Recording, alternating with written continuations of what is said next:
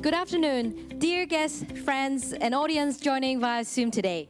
Welcome to the Knowledge Primer 5. My name is Mimi, your MC for today. Today's event is part of the Center for Civil Society's 4-year Partnership for Sustainability Leadership in Business project, supported by the Hong Kong Bank Foundation. We are honored to have gathered over 200 guests joining us today from online and offline. Today's theme is scaling circularity through transformative technologies and business model innovation. As we know, circular economy is an uprising trend across the globe. Not only it is a regenerative approach to production and consumption, it also encourages creativity and cross-sectoral collaboration that in the long run will create new business opportunities and make business operation more sustainable and competitive. However, this transformation requires systematic change from enterprises and the active participation of stakeholders across and along different value chains. To draw insights on such a big topics, we are honored to have distinguished guests joining us today. Together, we will deep dive into the driving forces needed by businesses, industries, and the government to develop a scalable circularity model in Hong Kong. Please join me to give a very warm welcome to our keynote speakers, Professor Llewellyn Hughes, Professor of Public Policy from the Crawford School of Public Policy, Australian National Universities, Ms. Teresa Young, Vice Chairman from Esquel Group, and Mr. Kim Siu, Business Innovation and Planning Director from Watson's Water. And joining our keynote speakers and the panel discussion today, we have Mr. Ben Wong, Head of Open Innovation from Eureka Nova, a New World Group member. And last but not least, Mr. Garrick Lau, Head of Sustainability and Shared Value from Fung Development Limited. We are all very excited to hear this insight from our guests today on creating disruptive change to drive the circular transformation in Hong Kong. Without further ado, may I now invite Professor Danny Lam, Director of the Center for Civil Society and Governance from the University of Hong Kong, to give a welcoming speech. Please, Professor Lam.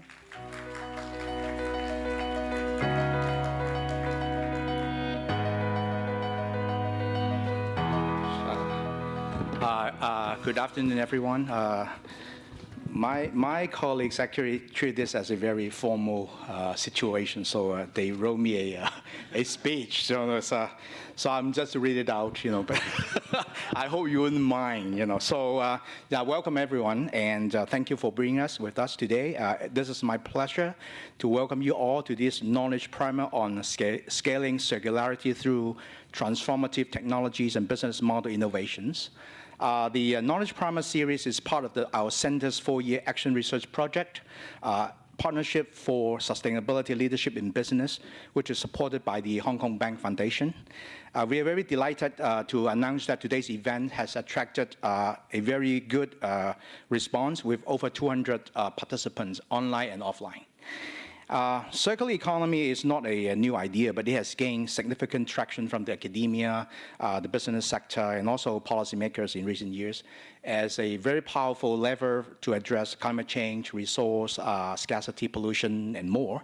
And today's event actually will be an engaging and insightful discussion which will discuss the driving forces needed by businesses, industries, and governments to develop a scalable circular model in Hong Kong and the region, as well as the ways that the scale of circularity transition can be fostered through innovation and ecosystem building. As we all know, conventional linear economic operation is not that sustainable and has resulted in the depletion of natural resources and environmental degradation and waste generation and all sorts of bad things. And the circularity model, on the other hand, implies a systemic transformational change which aims to close the loop of the production cycle, minimize energy demand, and optimize material efficiency. Now, while the concept is very attractive, its implementation actually requires some further consideration. So particularly, there are a couple of questions that we would like to address today, in this event. The first question is, of course, how can the corporates reconfigure their business operations in order to scale up the circularity transition? And the second question is that, how does the broader partnership along the supply chain could help build a vibrant ecosystem to foster innovation. And of course, then there's another very important question is how can local policy help attract the industry player to play a more active role in the process, right? So, well, actually, we are very happy today actually to invite several very distinguished keynote speakers with us to share with us their experience. And let me repeat because I think Mimi already mentioned their names, but it's a good thing that we should mention more. Actually, the first guest is Professor Llewellyn Hughes. Did I get it right? Almost, right? Almost. Llewellyn Hughes. Okay, all right, I'm sorry. Professor of Public Policy, Harvard School of Public Policy and Australian National University. And Ms. Teresa Yang, Vice Chairman of Esquel Group. And Ms. Kim Seal, Business Innovation and Planning Director at Watson's Water. And the speakers actually, they will be sharing their experiences. And also, after their talks, there will be a panel discussion. And other than the speakers, we'll have Ms. Garrick Lau. I need to make sure that your title is right, okay? Head of Sustainability and Shared Value, Fung Development Limited. And also Ben Wong, Head of Open Innovation, Eureka Nova, a New World Group member. Now, we hope that the panel discussion will inspire us to go beyond understanding circularity as a concept and to see the potential for scaling resource regeneration and new business opportunity through collaboration. And we believe that more can be achieved if we can engage stakeholders in the process. It's also worth mentioning that in conjunction with today's event, there will be a thematic startup showcase at the foyer area outside. 10 aspiring startups from Hong Kong and overseas will demonstrate the product and technological innovations and business cases and achievements in line with the circular economy theme. The showcase will encourage the exchange of experience with a view to inspiring more collaborative efforts across different value chains. Last but not least, the event will end on a high note with the SVC commitment and SME Sustainability Leadership Recognition Scheme Cohort 2022 prize presentation ceremony, which actually recognizes participating companies' achievements over a one-year journey that fosters partnerships between value chain stakeholders and accelerate the circular transformation. It's a very long speech. Okay. Once again, all right. Welcome to this knowledge primer on scaling circularity through transformative technologies and business model innovation. And we hope that you will find this session very insightful and engaging. All right. Thank you. Thank you, Professor Lam. Please be seated. When we looked at circular economy, it usually requires a deep understanding of the complexities behind existing value chains in order to find opportunities to create change. Therefore, it is our very honor to invite the first speakers from Professor Llewellyn Hughes to give the keynote speech on this topic of global value chains transformation and its implications for business in the transition towards circular economy. Please welcome Professor.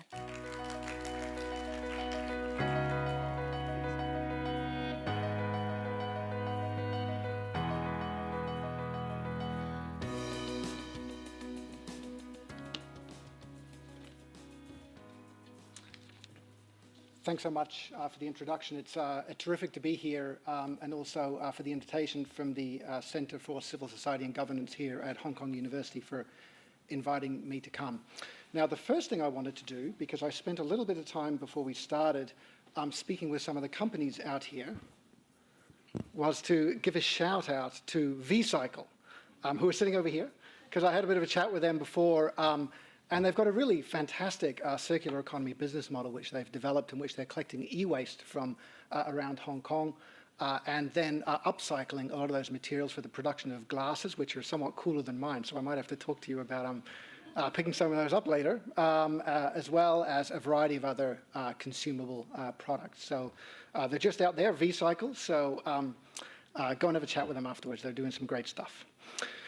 So what I thought I would do to begin, most of my work is in global value chains. And so what I wanted to do to begin before we hear from Ms. Yang, from Mr. Siu about some of the work that's being done on the business side in order to think about sustainable value chains and circularity is to provide some context, and particularly to introduce to you what I think is an important inflection point in the organization of global value chains.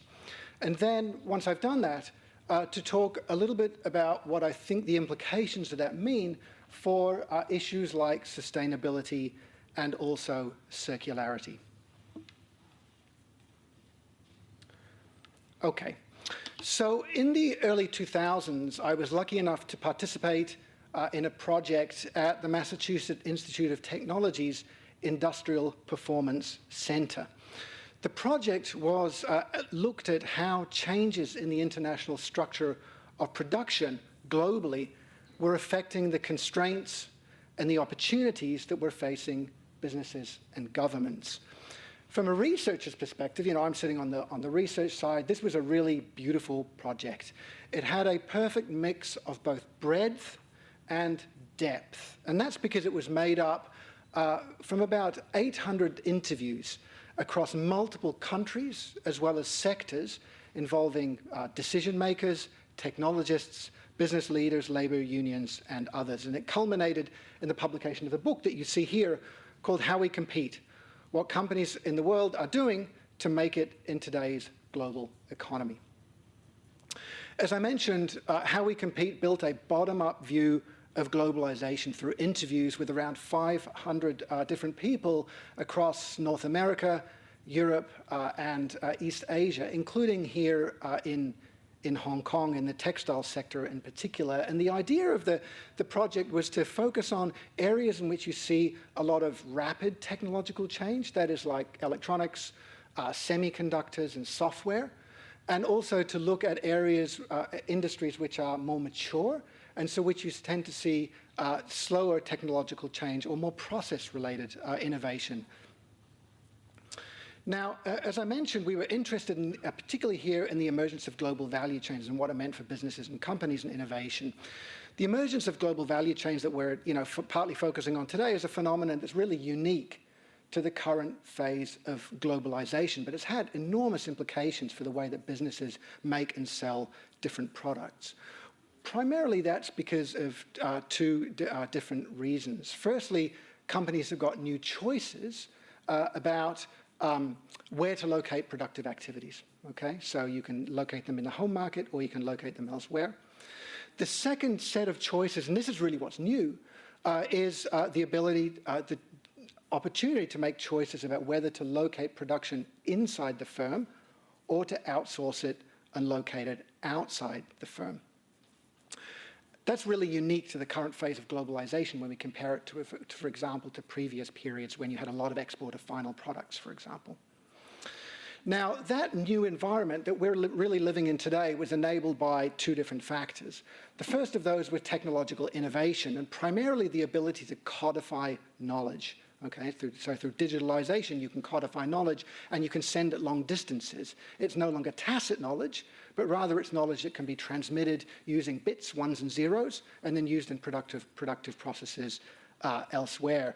And this has enabled companies in a lot of different sectors, some of which I think we'll probably hear about today, to think about production in modular terms, right? That is, think about it like building a Lego blocks, using Lego blocks, rather than vertically integrated company structures, which had really dominated production up until then.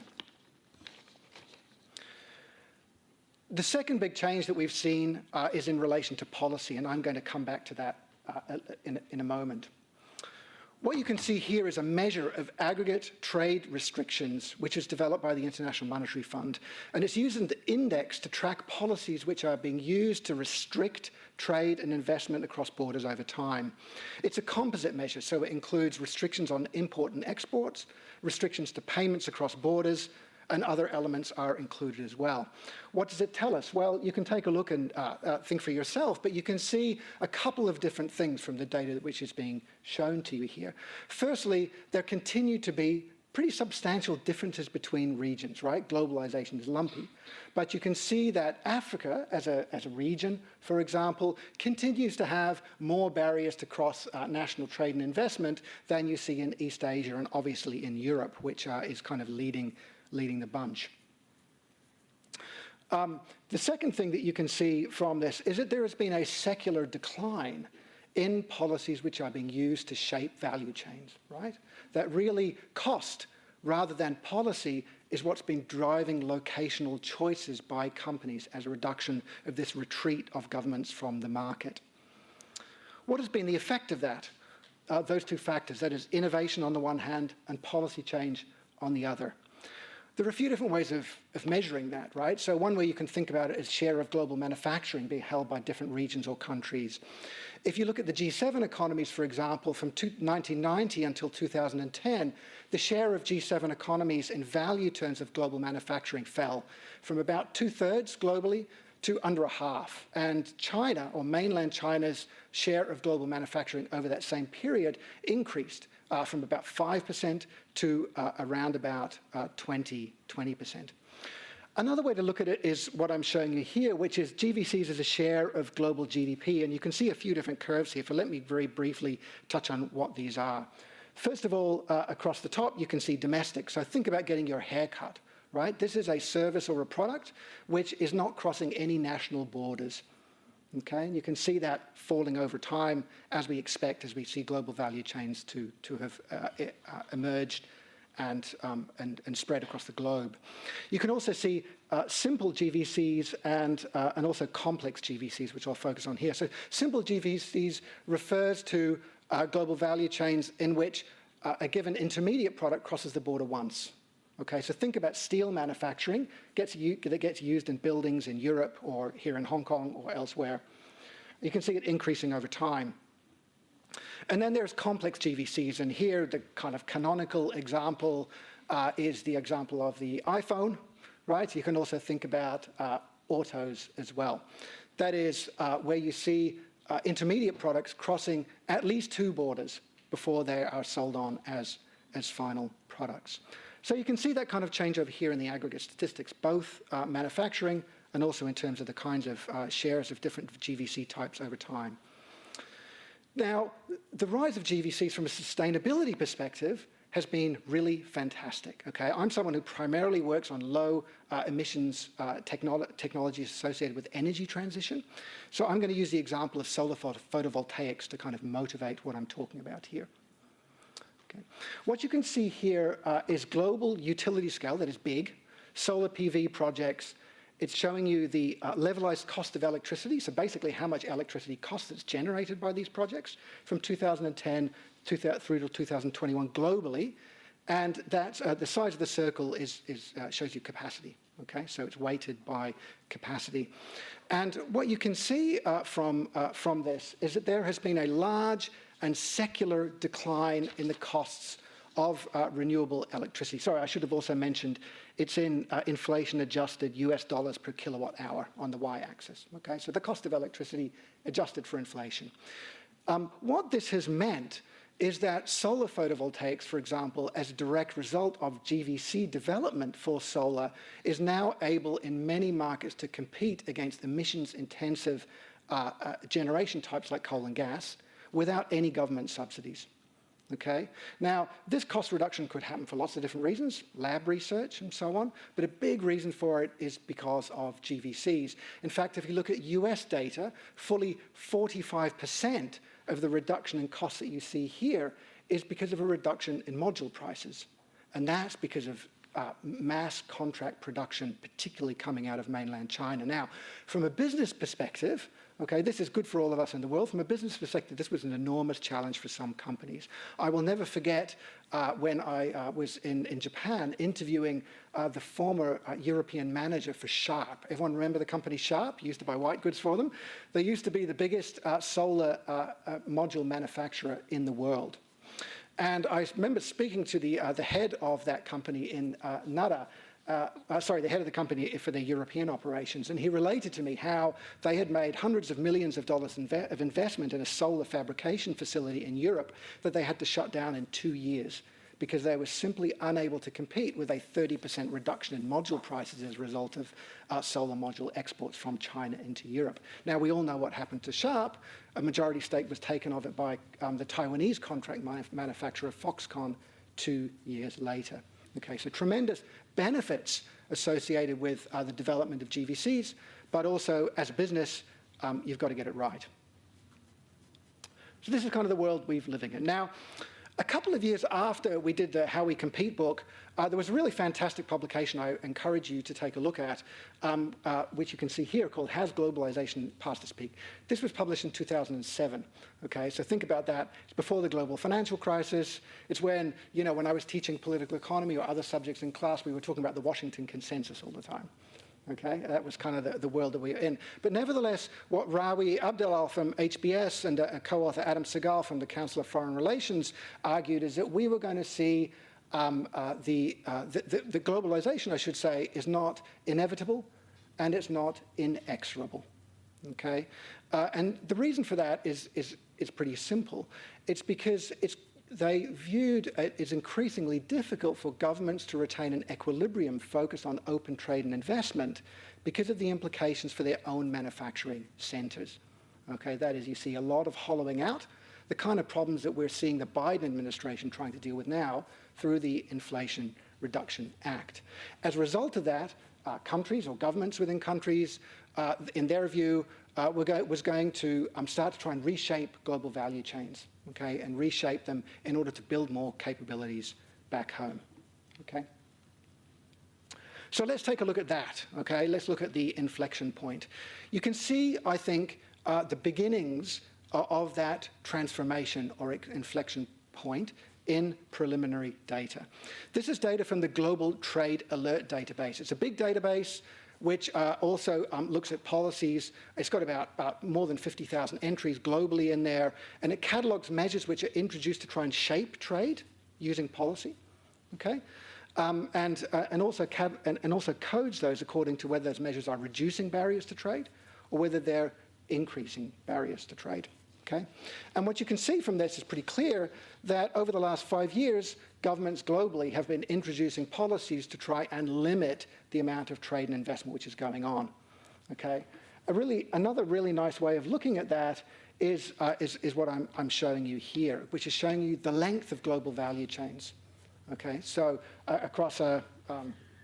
I was going to walk over and point, but I guess I need my mic. So let me just quickly explain this. On the panel on the left-hand side, you can see the x-axis is year, 2000, and y-axis is 2010.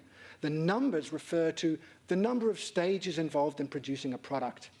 Okay? So think about it. The more stages that you've got, the more specialization that you've got, and the more that global value chains are involved in production. Okay? And the dots there are industry. So you can see primary, low technology manufacturing, high-end manufacturing, et cetera, et cetera, et cetera. Okay? So what the figure on the left-hand side shows you is that between 2000 and 2010, global value chains were lengthening. Okay? That is, the number of stages involved in production were increasing over time as companies across a really wide range of sectors were beginning to increasingly outsource production-related activities. Take a look at the graph on your right-hand side. Yeah? So this is exactly the same structure of data on the graph, but the years are different, right? It shows the year 2010 and the year 2019. This picture very much matches the change in policies that you're seeing being introduced, which I saw on the other slide. That is, you don't see much evidence of global value chains increasing in length across a wide range of sectors, and you do see the beginnings of the shortening of quite a number of global value chains. These are the dots that are below the line, which is there at a 45-degree angle. Okay, so firstly, some evidence from policy that governments are starting to try and actively shape global value chains. And secondly, some evidence that global value chains themselves are beginning to change in structure over time, partly because of policy. Of course, we have things like COVID and other factors that are involved as well. Obviously, a lot more work needs to be done, but I do think that this is evidence that we're seeing the emergence of an inflection point. And I think it's one that has profound implications for us as we think about sustainability issues. There's a second crucial point I want to make before I talk about circularity. While we see the unwinding to some degree of global value chains this year it's seeing here, remember that I pointed out to you that this kind of economic structure, or the structure of industrial organization, was enabled by two factors. One of them was policy, okay, governments getting out of shaping trade and investment in an active way. But the second was innovation. That is the ability to choose to outsource or relocate production because of innovation and technological change. Right? You can still digitalize technology, and that's something, digitalize information, I should say, and that's something that can't be uninvented. Okay? It's something that policy you can change, but the innovation side of things is going to be there with us forever now. So I think the implications of this for the structure of global value chains, really across a wide range of industries, is that we're heading into somewhat of a new and hybrid world. Okay? One in which, on the one hand, you're seeing the increased use of policy to try and reshore productive activities, or to make supply chains more resilient through diversifying supply chains using policy, but also with the continued existence of the kinds of innovations which have enabled managers to make choices about where to locate things. So in a way, and maybe this will come up during the discussion, I think the kind of balance between business and government is starting to change, okay? So, from a research perspective, that's great, right? Because it's a new world. We're not going back to the 70s where everyone produced at home and exported final goods. Innovation is with us to stay, but it is a quite new world in terms of the balance between governments and how much policy affects the kinds of investment decisions that companies make across a really wide range of sectors. Now, let's turn to the crucial question which has motivated us to come here today, which is the implications for business in their decisions to make a transition to sustainable supply chains and circular economies. And here I want to make 3 points. Firstly, I think that the implications of this change for circularity and for sustainable value chains is complex, quite complex. There's not a simple answer to that question. Let me use the example of solar photovoltaics again, which I've used to motivate the points that I'm making today. Here you can see changes in the exports of solar modules to the United States in 2010 on the left-hand side, 2015 in the middle, and 2020 on the right-hand side. Yeah. And you can see some really significant changes, a large reduction in exports from Taiwan and from mainland China, and a large increase in exports from Malaysia, from Vietnam, from South Korea, and from elsewhere.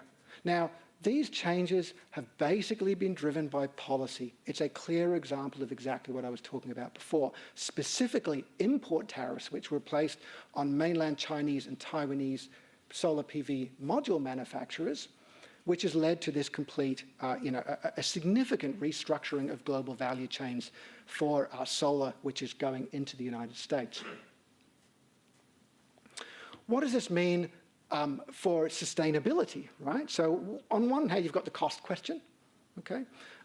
But setting aside the cost question, for example, what you can see here is the amount of emissions which are used in the production of solar modules from those different places. And that depends a lot on their electricity sectors. Okay, so once again, from the left-hand side, 2010, 2015, 2020, for all the countries that you see here. And if you aggregate that shift in global value chain structure as a direct result of policy interventions by repeated US administrations, the overall outcome is that emissions associated with the production of solar PV has fallen. So as a result of these new government trying to reshore and supply chain resilience and all that kind of stuff, you're starting to see a rebalancing in a way that's got a positive environmental benefit if you think about it in terms of on an emissions basis, right? Now, on the other hand, and this is the part that that raises some concerns, it's really, really important, although you see those types of measures being introduced, that the economies continue to remain open to one another. Here you can see the size of China's market share in solar photovoltaics. Okay, this is going to look slightly different in other industries, right? But this is the kind of mapping that I think is really important to do. for solar photovoltaics across different stages of the production chain. And you can see that China really dominates solar PV across all of those. So on the one hand, you've got diversification of supply chains being driven by policy, positive sustainability outcomes in terms of emissions reduction. On the other hand, it's really important we don't go too far with that kind of thing, because we really need China in production terms in order to enable us to decarbonize quickly. Okay, so modeling work we've done has shown that really all of the incremental electricity demand growth in the major APAC economies is going to be met by solar PV in the coming years. Okay, so we need that in order to be able to decarbonize as rapidly as we need to be able to do. Okay, so the first point is about complexity, right, and the implications of GVC reorganization for and how complex the implications that are likely to be. On an emission side, we see some benefits potentially, but also we really need the production capacity that we see in certain parts of the world in this industry, and that will look different across different industries. Okay, let me now turn to more issues of materiality and circularity and supply chain. So that is thinking about the material basis for products rather than the emissions associated with them. Okay. Now, when I think about circularity, it looks quite different to me than climate change. And the reason for that is in climate change, we have a global regime through which national governments negotiate in order to determine what their emissions targets will be, and then you implement policy to bring those about. Okay? Unlike in the climate change arena, when you're thinking about issues of circularity, the regulation of most environmental issues is likely to be national or subnational governments. Okay, so rather than global regulation, you've got local, subnational, and national regulation, which is driving circularity. To go back to solar photovoltaics for a moment, what you see here is the state-led, this is the US again, I'm sorry for using lots of examples from the US, there's just great data from the US, so it's a good one to use.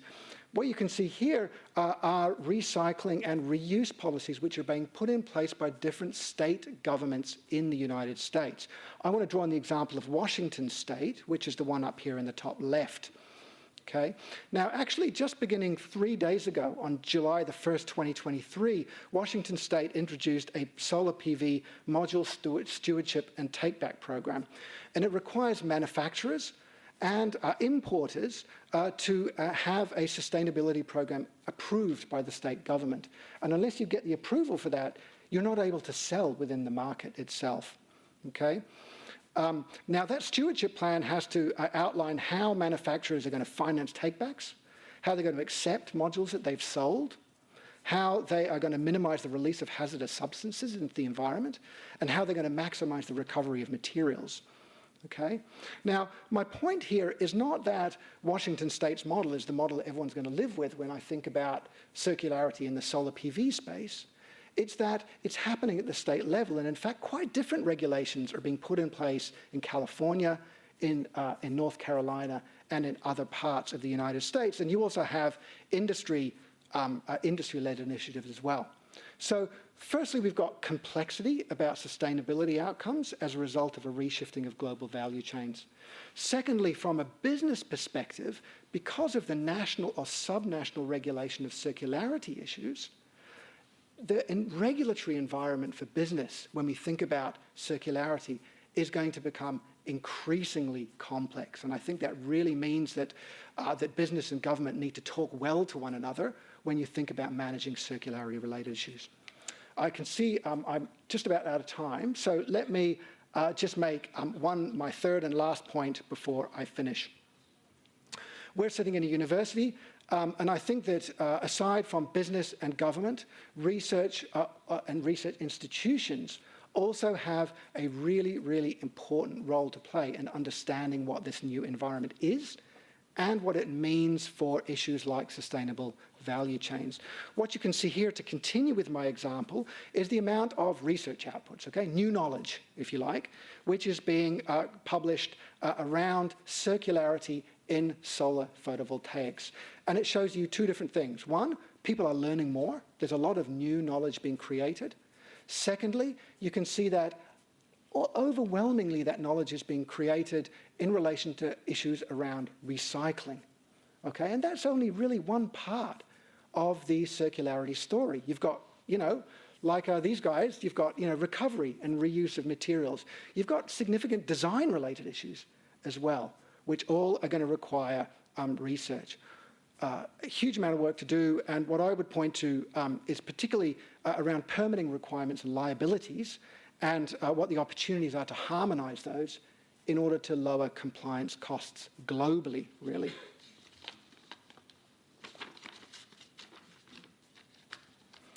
So when we put all of this together, I think that the picture is becoming increasingly complex for industry and for government and for research. Demands on business are going to increase as a result of the introduction of sustainable value chain ideas and circularity.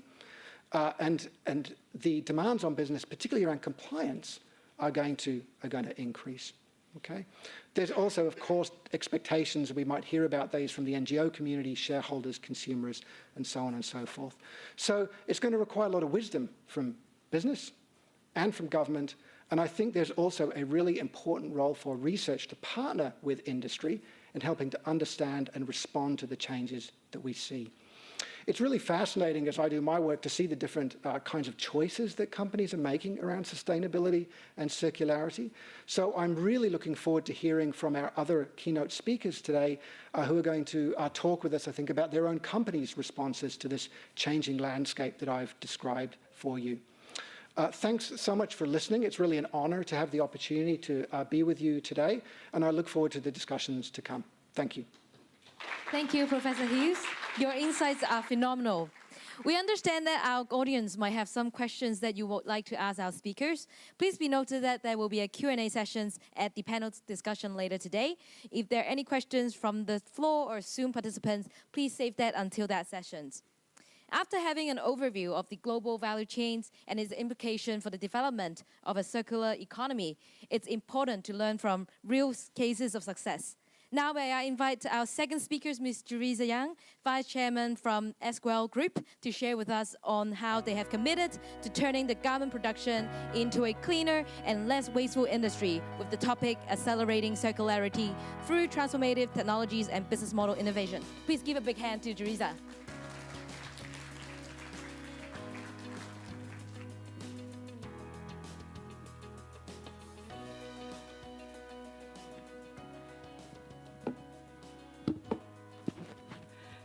Thank you for the invitation, and it's very inspiring to hear from the professor, and it's always challenging to follow, a presentation by such an inspiring speech.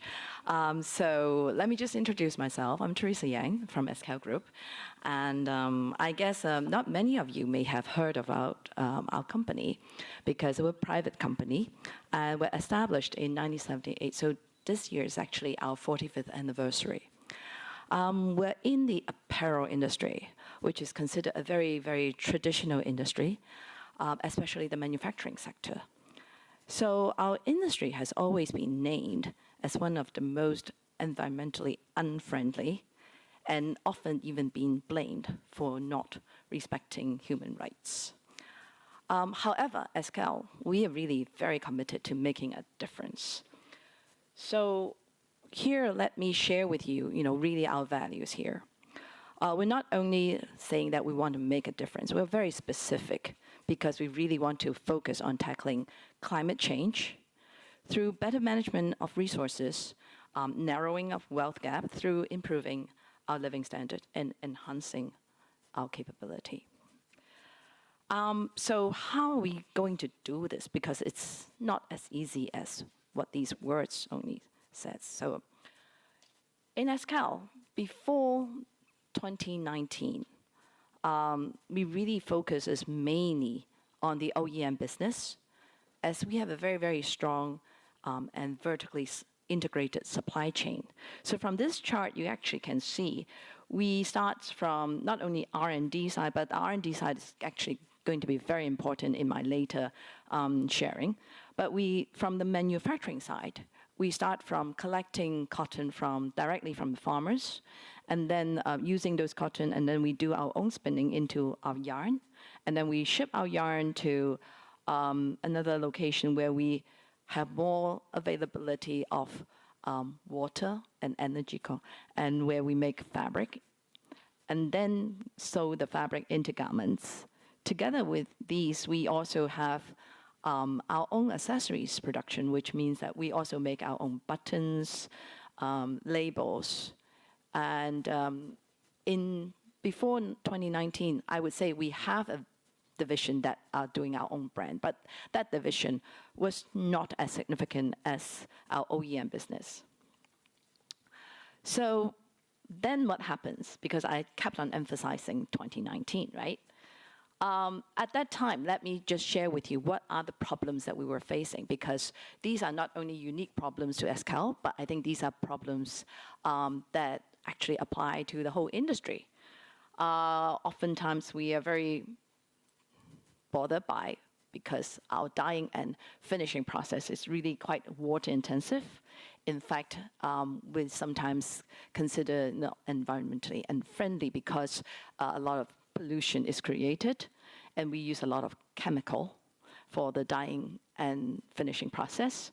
And for the spinning and also for the fabric making, it's also very energy demanding. So all these are not very positive in terms of how we affect the environment. So we've all along, as I said in the previous chart, have been doing a lot of R&D and spending a lot of efforts.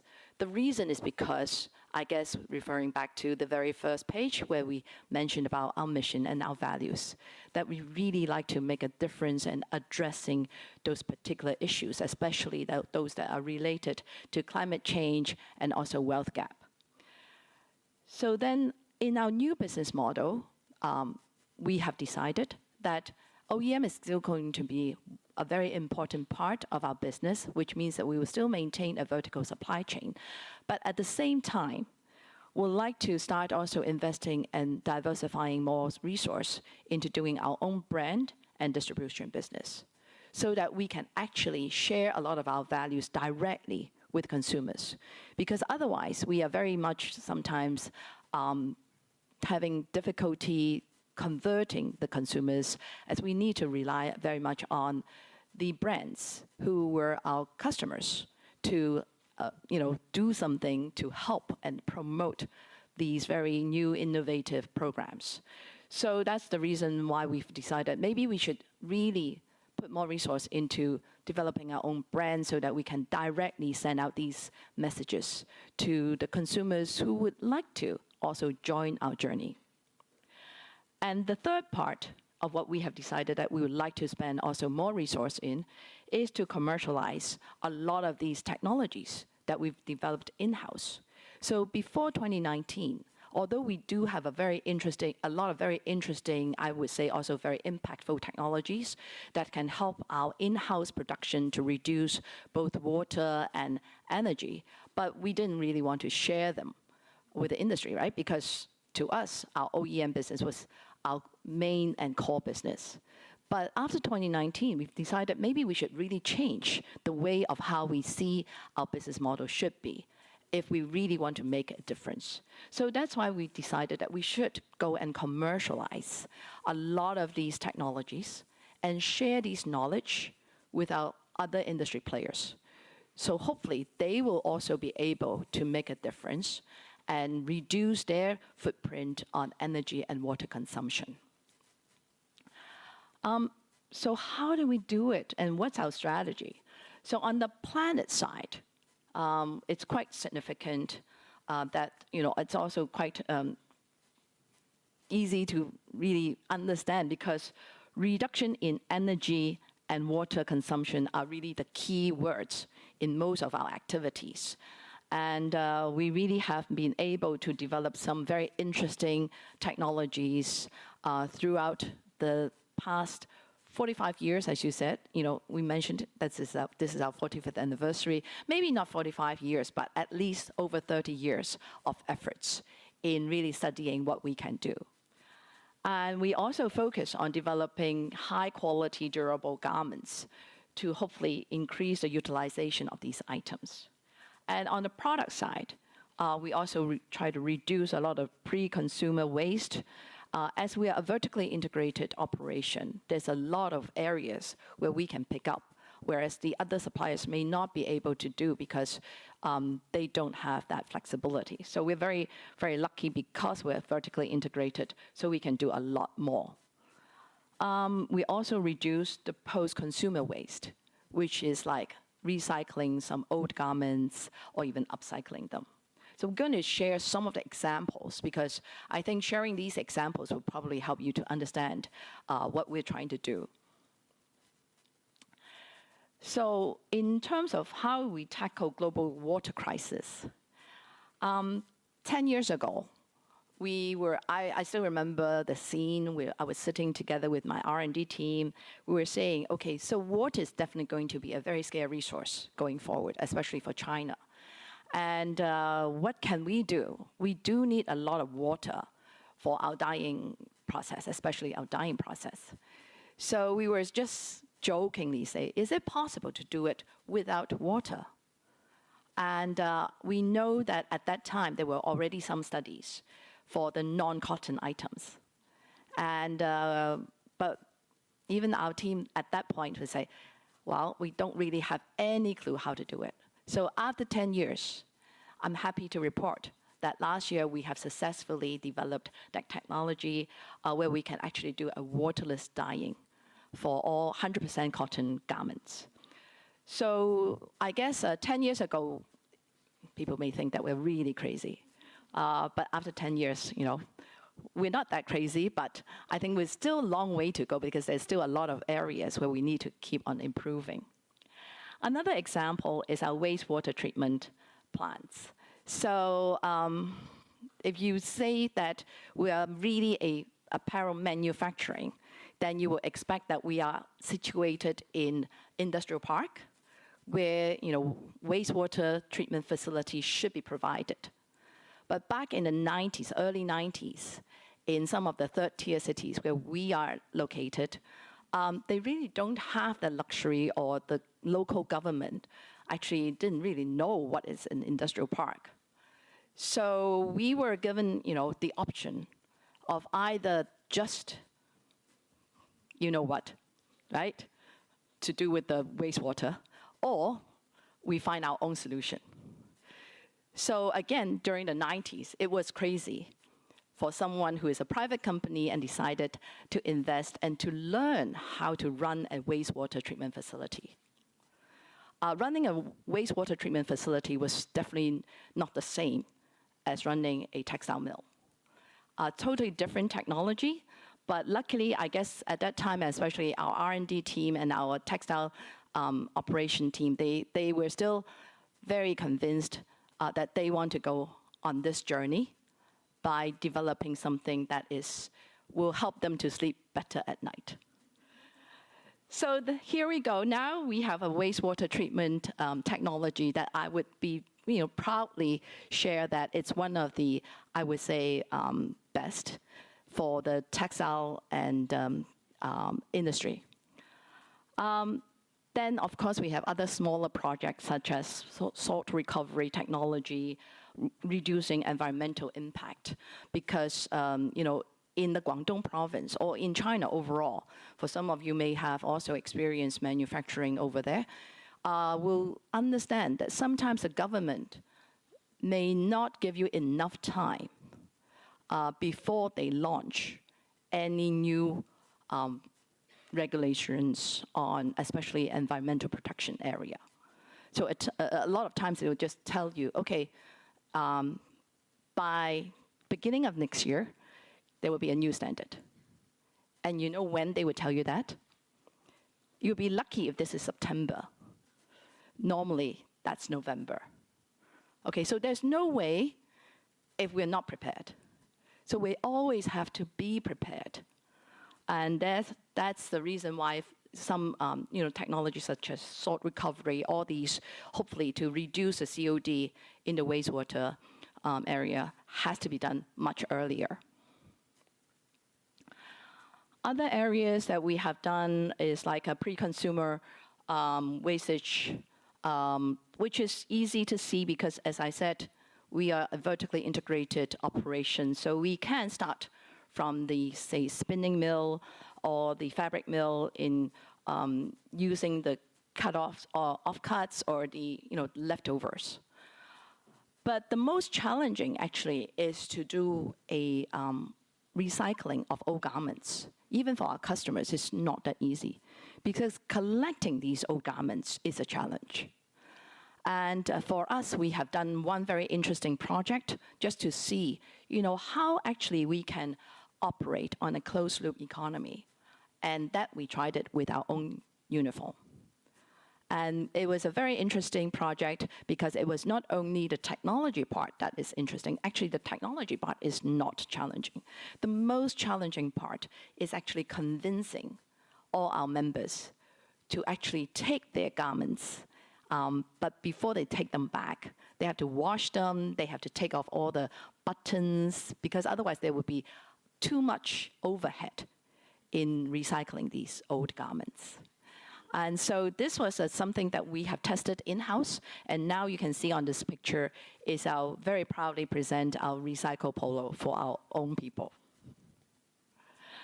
Other smaller projects that we have done together with brands is like using the leftover, for fabrics, where they would make into small tote bags or even handkerchiefs, and that they will sell in their stores, and proudly presenting that those are really from pre-consumer waste. And that's the reason why we said if we don't get brands to collaborate, there's no way we can do this, right? We can offer them to the brands, and they said, what do we do with them? We can't give them away. It doesn't match our store image. And we have a few very, very, very, I would say, impressive brands or customers that will go the full journey to help in every single way to reduce waste.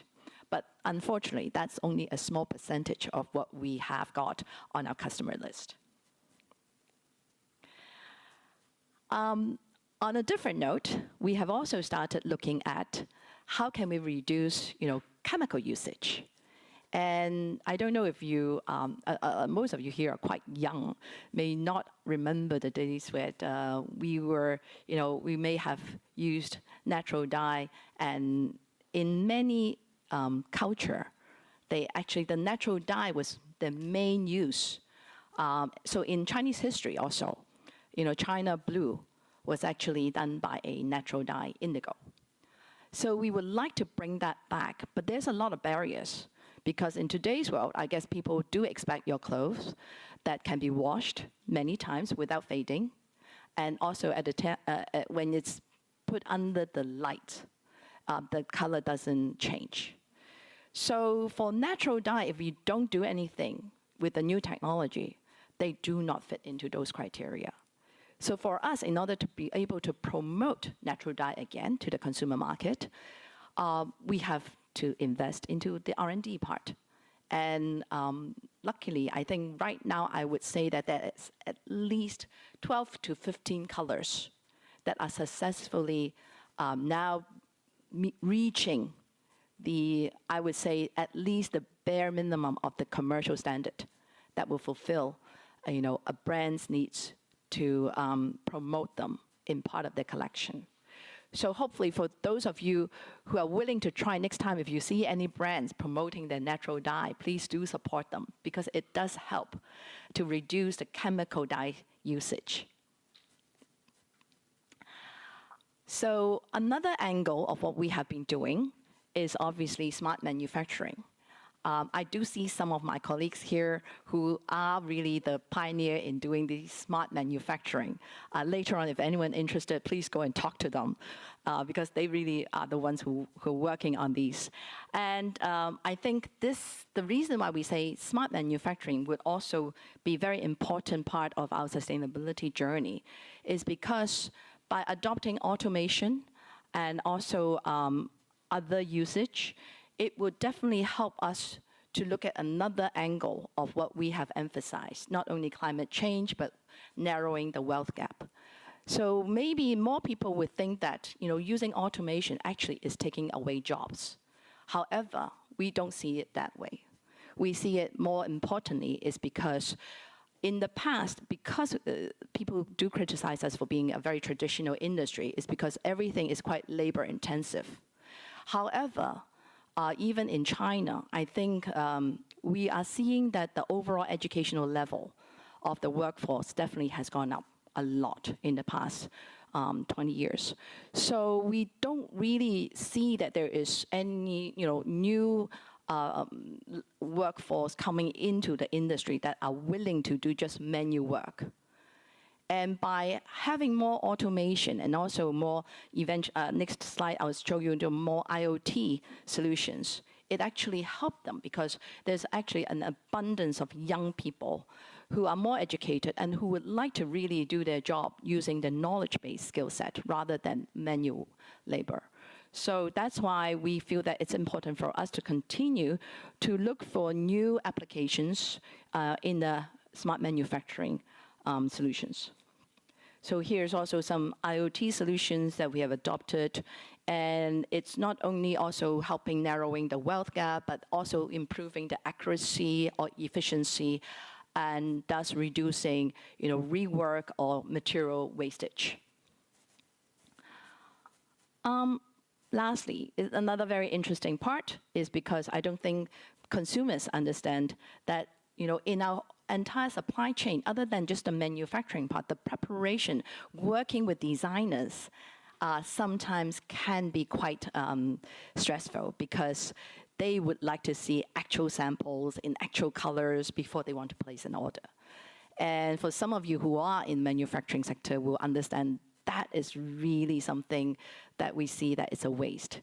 And so now we are using more digital samples. We're even showing virtual showrooms to help designers to imagine a bit more. And so that can really help not only the material wastage, but also reduce the overall response time. So for Esquel, we have made a commitment not only to share with our external parties, but more importantly, is to share with our internal members that we would like to, by 2050, achieve a net zero emissions. And by 2035, would like to do it in half. So that's our commitment to ourselves, which we feel that it's important message, because otherwise we don't have a very clear directions. And a lot of times when you have to make a decision between maybe investing into a much more longer term project versus some short term benefits, how would you choose? So that definitely helps. I'd like to also introduce a very important project for Esquel, Integral in Guilin. And this is really a showcase of our own commitment. Again, this started 10 years ago. We went to Guilin, a very beautiful place. I'm sure some of you here have visited this and would think that this is really more a tourist destination than for an industry to be setting up their sustainability garden here. But we have decided that since it's so beautiful, we should also consider, when on our transformational journey, since we have an opportunity to be in Guilin, to have our spinning mill there, the first spinning mill there. So we have decided maybe we can also take this opportunity to do something quite differently to transform our industry and our own business model. So maybe we will just share one more slide and then I'll show you a 4 minutes video. And news, really hot news for us this April. We were really very happy and honored to receive the LEED Gold certificate. And most of you may have heard of the LEED certificate, mainly for green building for architects. So we said, yes, our architects have already got 12 very important awards, but for us, finally, got this OMM, meaning operation and maintenance, which is not easy to get. And we were also the first one to get this in Guilin. So something as a really good start, because we've only managed to have our grand opening of Integral last year due to COVID. Otherwise, we would have done that 3 years ago. And so without further ado, let me just share with you, a beautiful integral at Guilin.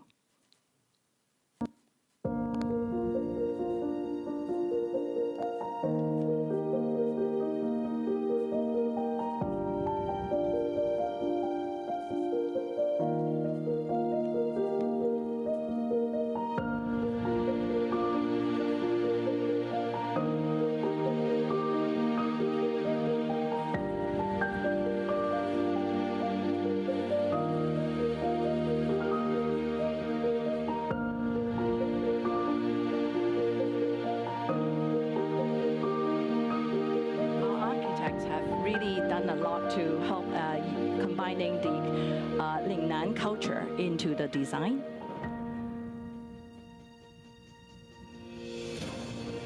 And this is one of our factories. We have 2 factories at the Integral. So this is a spinning mill, fully automated. We only use 1/3 of the usual workforce. And these are all young engineers. Very different from the old movies where you can see a lot of middle-aged women serving in these spinning factories.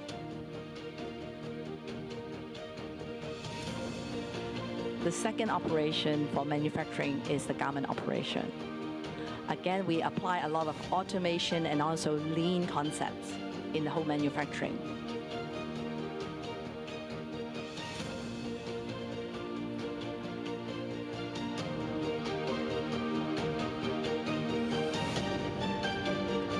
It's a zero discharge, so even for the garment washing, it's an eco wash system where there's zero discharge. And this is an office in our factory where we were promoting a very different work environment. And this is inside Integral. So we're also doing a lot of study on biodiversity. Even the quality of this water is another research project where we're trying to rebuild the ecosystem.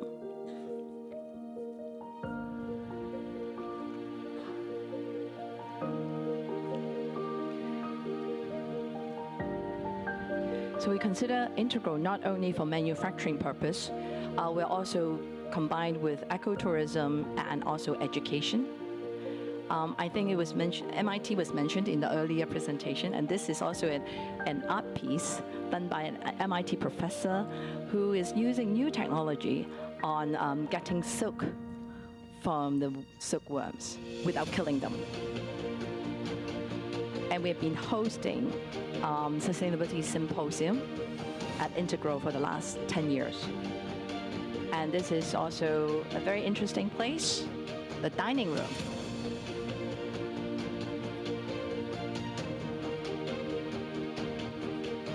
And we are launching a new dining model to counter all the challenges that the institutional dining has been posting on food waste, unhealthy eating habits.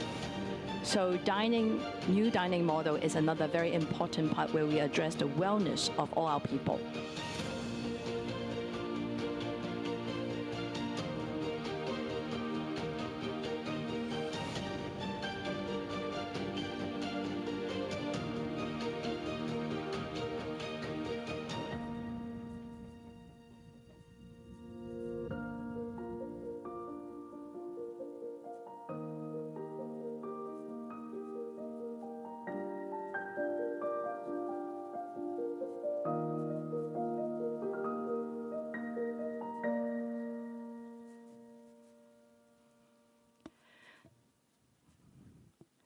Okay, thank you very much. And hopefully we'll hear some more questions from the next session and be able to share more about our views of how we can really transform ourselves. Thank you. Thank you, Teresa, for your eye-opening sharing. It is definitely inspiring to know how much technology can offer to reimagine the way garments are produced and facilitate a more circular operation that generates less waste and carbon emissions. When we think about a circular initiative, we might tend to focus also on the practicality of it, and therefore realizing its economic potential is very important for motivating business sectors and their stakeholders to make it a reality. Coming up next, we would like to invite Mr. Kim Siu, Business Innovation and Planning Directors from Watson's Water, to share in the last keynote speech on the topic of integrating circularity into the long-term business strategies, to walk us through the company journey that has gone through to derive economic value from a circular initiative. Please welcome Kim. Thank you. Really like that. Thanks, Hong Kong U, for inviting us, and thanks for the past two speakers. I think whatever you said was very inspirational. I'm a bit worried because I know that no matter from the audiences as well as the previous speakers, they have much more practical knowledge than I do. I always call myself a, how do you call it in English? 打工人. I'm just a very normal working person in an organization trying to help pushing the sustainability forward, not just in the organization, but also in the society. So today, I think I'm going to share a bit more practical in terms of how some person in an organization can help to lead the way and to help the organization becoming more sustainable. So to start with these very lovely faces of what representing our group, well, I guess you all know A.S. Watson's Group is the biggest health and beauty retailer in the world. So it's very pleasant to actually see these smiling faces. We have a slogan calling "Put a smile on customer faces." Sorry about this advertising, but I have to do. I just want to check. I can't check online, obviously, but at least I can check on site. How many of you are from A.S. Watson's Group? Just want to double check because I might be speaking about some, well, I have some friends of the group. I'm a bit worried now because I might be sharing some of the tips of how to actually trick people to become more sustainable. So, well, another question up, how many people are from Chung Kong Hutchison Holding? No? Oh, that's good. I hope you're not lying to me. But anyway, okay, let's go ahead because I do have to introduce ourselves that A.S. Watson's Industries is what you call Watson's Water, Sunkiss, Mr. Juicy, Watson Soda, some of the older brands that some of the, sorry, I shouldn't be looking at specific people, like Sassy or Crystal Spring, some of you may know what it is. But all of these are our brands. Okay, what I'm going to talk about is because thanks to Darwin, thanks to a lot of people, I have been talking a lot about who are our TAs and what are we trying to achieve. So I came up with this topic. These are not the overall sustainability things that we're doing in the company, but I designed this deck particular for this section, integrating circularity into long-term business strategies. I thought of doing Cantonese, but I know I understand why Darwin was saying that. No, English, please. Okay, I'm not going to talk about each of these individually because our sustainability director told me that I have to show people how A.S. Watsons are working on all of this. Is coming out one by one. Okay, that's the last one. Quickly, ESG is basically a lot of company or the corporations are heading towards of what we need to fulfill. On this chart, you can see that we're doing a lot of governance, well, ESG basically, but I just want to share with you most of the corporation what they do. They do what they need to do. On the very right-hand side, because we're a listed company, obviously we have to have the policy, and of course we have to have the data right. Otherwise, it's tricking people, right? And in the middle of it, oh, I might be missing one point. Oh, yeah, that's right. In terms of social, obviously we have a lot of stakeholders. We have suppliers we're working with. We have customers that we need to satisfy. And imagine that a retail business, of course, they have a huge workforce. And obviously, all of these are basically our stakeholders, or as well as the communities. Otherwise, you don't let us having our park and shop and fortress open in your area, right? So all of these are our stakeholders, no matter in Asia, China, or in Europe. And then the environmental stuff, obviously, you can imagine that, oh, you have retail stores stores. Of course, you need to have a greener stores. Of course, you have to have the right products, sustainable products. Otherwise, we don't buy from you, right? So these are things you can see as a group. Basing on what we do, we come up with all these priorities of sustainability. So I'm not saying that they're not good enough, but what I'm about to share with you is that in A.S. Watson's industry, this little business unit in A.S. Watson's Europe, we actually walk a couple of miles ahead and try to not just limit to ourselves as a beverage or water producer and do something else. All right.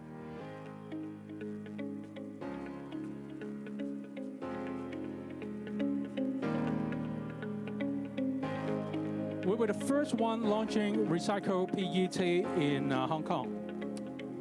We'll talk a bit more later. And all of these education, we did it to the public, to the schools. And then we were the first one launching a designed RVM specific for Hong Kong. Nowadays in Hong Kong, if you see from the government or from ourselves, they're all designed by us. And we also interact with digital apps to push people and to encourage people to use the RVM.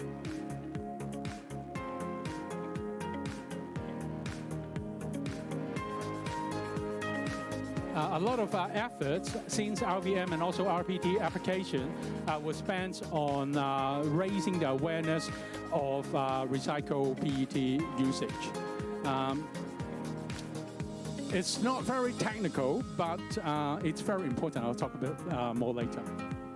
Oh, by the way, I do respect the venue, but the reason I'm not wearing my shirt is because I'm wearing an RPET bottle that we work together with chocolate. In case you didn't see it, it's RPET 100%.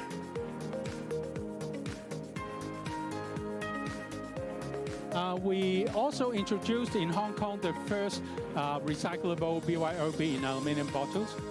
And we are pushing it back to the school and getting people to use more digitalized tools to refill water instead of using one-off items.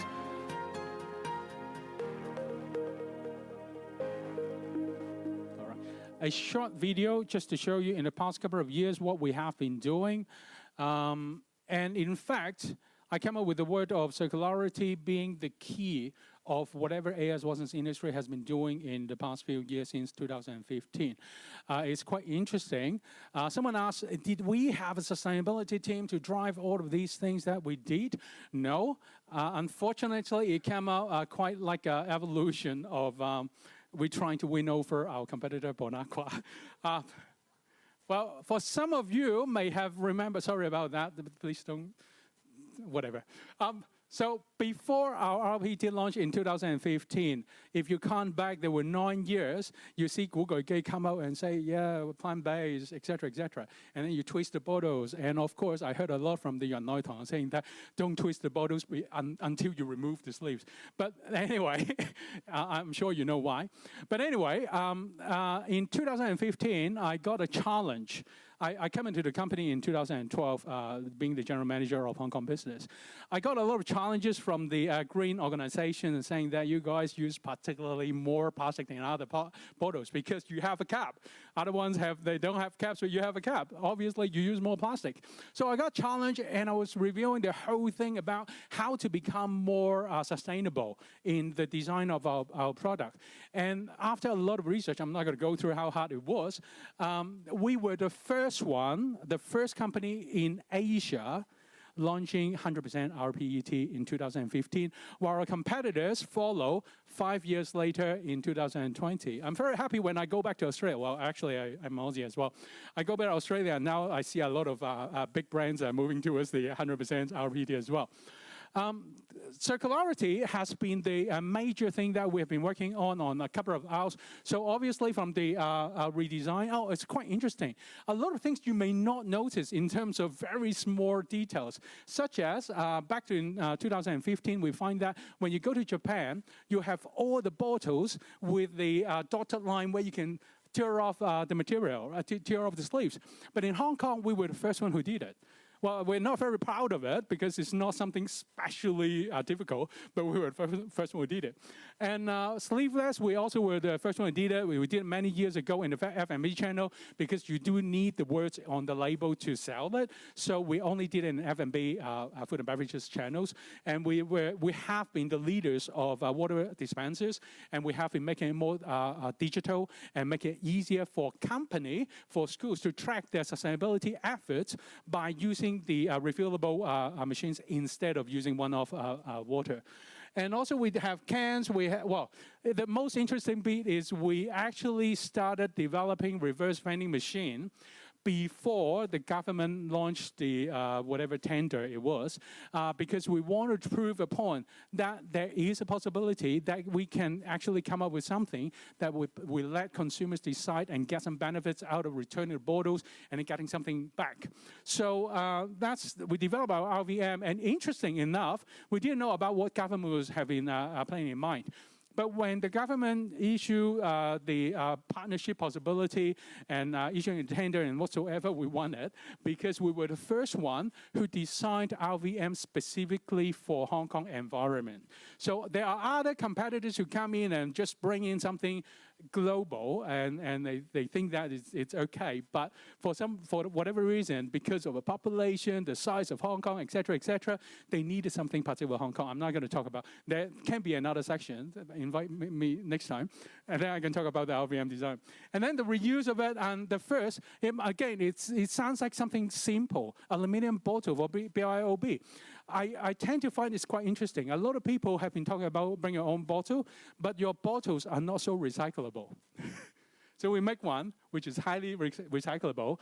And also all these recycling efforts, upcycling, downcycling, whatsoever, I guess that I still have to say that for Watson's Water, we believe bottle to bottle is the most important thing. So we've been talking to some of our partners and potentially seeing that bottle to bottle can happen eventually. I got asked a question. So you have been doing ahead of other people before the policy is there, before the environment is there. What have been your challenges? So there are basically three things. I try to make it or make it to everyone can understand layman. First of all, the first stage, we find that there is no demand. No one understands our PET. I guess that people here understands, but whenever I talk to people and saying that, hey, look, this bottle, 2016, this bottle is RPET, recycled PET. Oh, this is recyclable. Well, all PET are recyclable, okay? Oh, this is, and then the funny thing is we have these boxes of recycling, allow people to put in the cap, different colors, the cap, the bottle, and the sleeves into 3 different holes, and then collect them separately. And then I got complaint from school.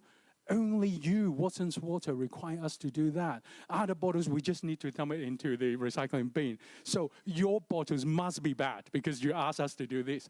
So it's quite interesting in terms of the demand of recycling. And in fact, I've been asking everyone. So if you go out to the household estate and then you put something into your 3 color bins, you know where the metal goes, you know where the paper goes, do you know where the plastic goes?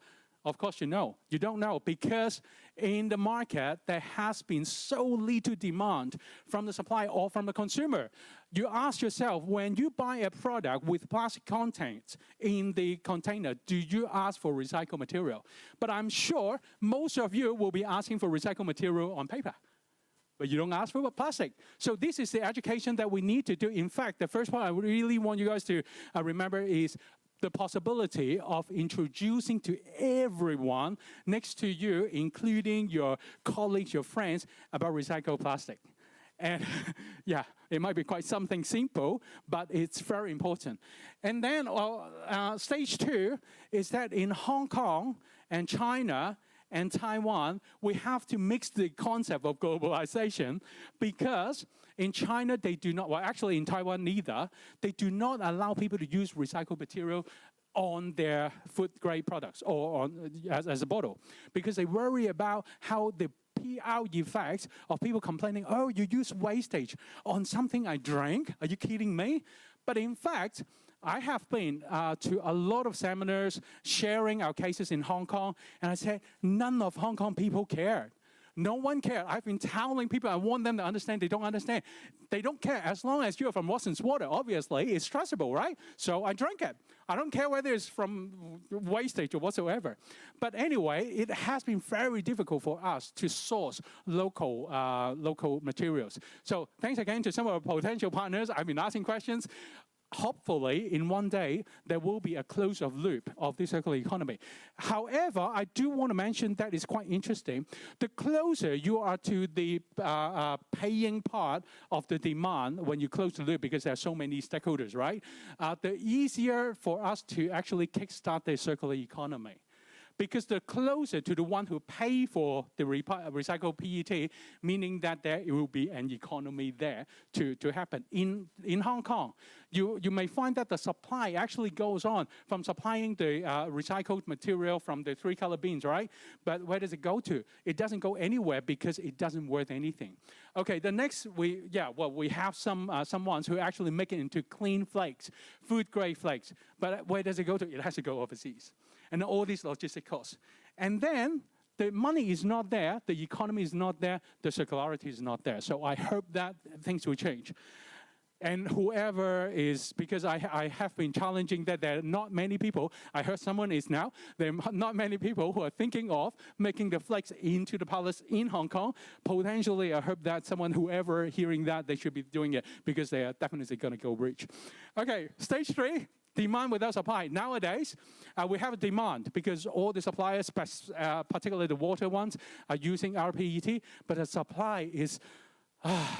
the petroleum cost has been going down and the RPT going up. Is quite amazing that using RPT costs much more, although it is using wastage. And when I was a kid, I thought the petroleum is very expensive. But anyway, I think that will help out when the economy scale goes up. I also want to share about the internally, how we have been experiencing troubles.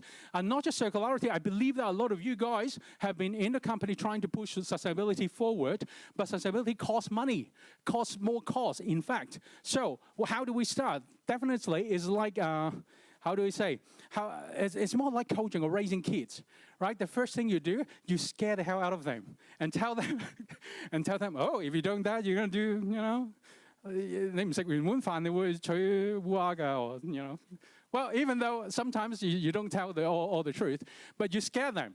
You use the PR risk, you use the crisis cost, the opportunity cost, and to scare them. And then the next thing, what do? You tell them and make them feel good about the brand value and tell them a very vague story. That's why I want to make sure that I don't have my colleagues here. You tell them a very vague story that these will bring up their brand value. They will bring up the quality and the price eventually they can charge because you have a better brand now. And of course, there is a possibility of turning some of the things into revenue.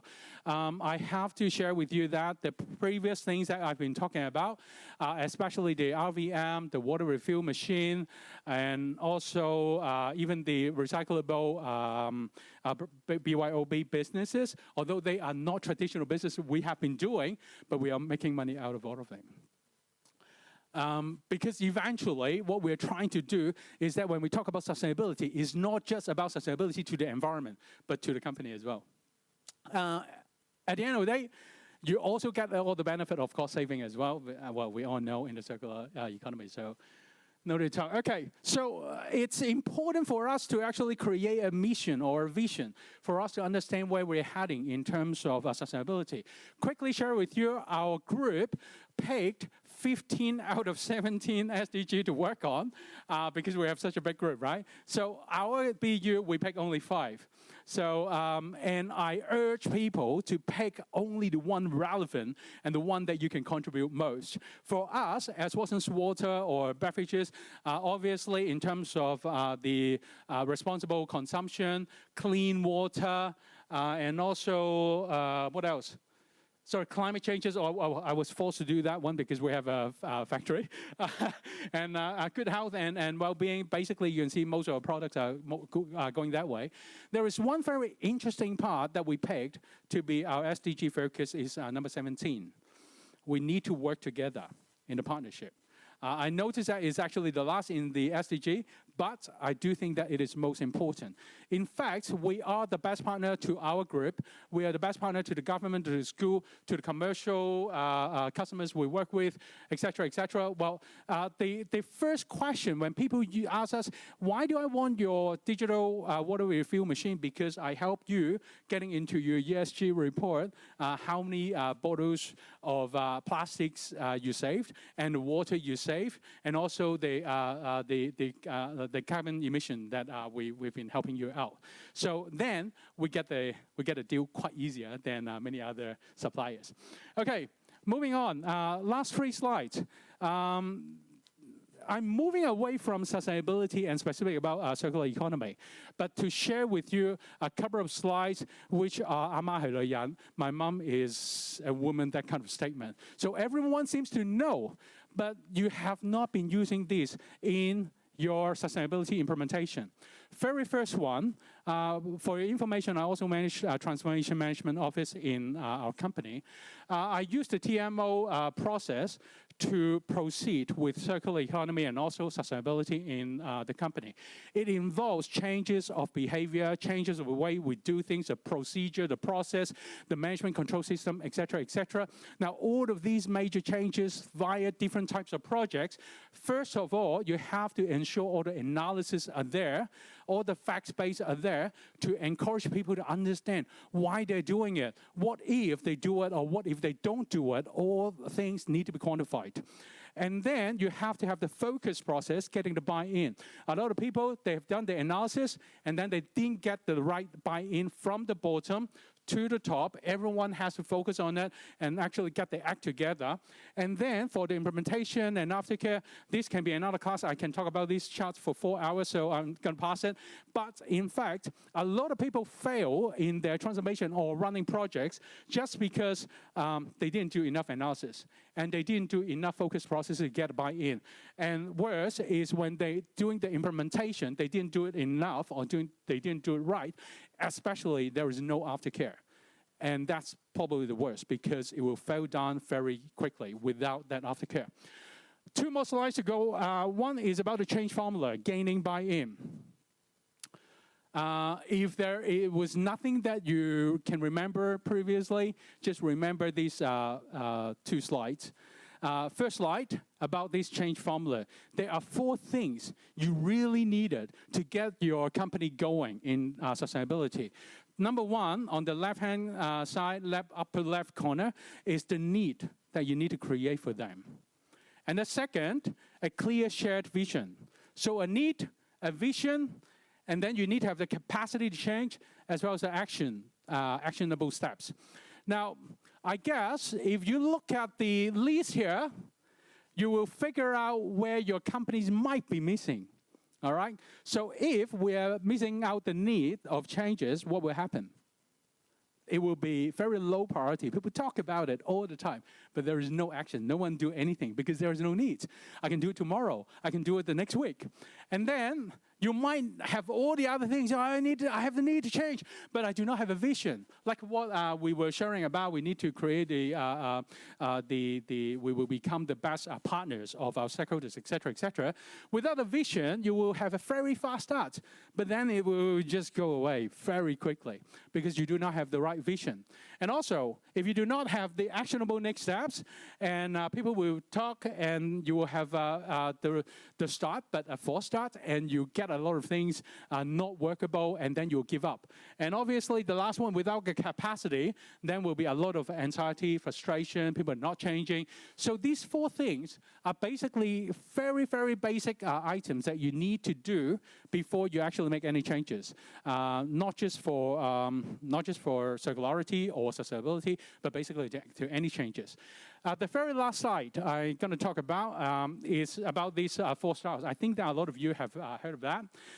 When we are making changes, again, I'm sorry about all of those who have been hearing this in the whatever BBA or whatever. But compliance first. When you are not very aware of what you need to do, and you are not very capable of what you're doing, but you have to do it as a part of an organization, compliance is always the most important as to start off with.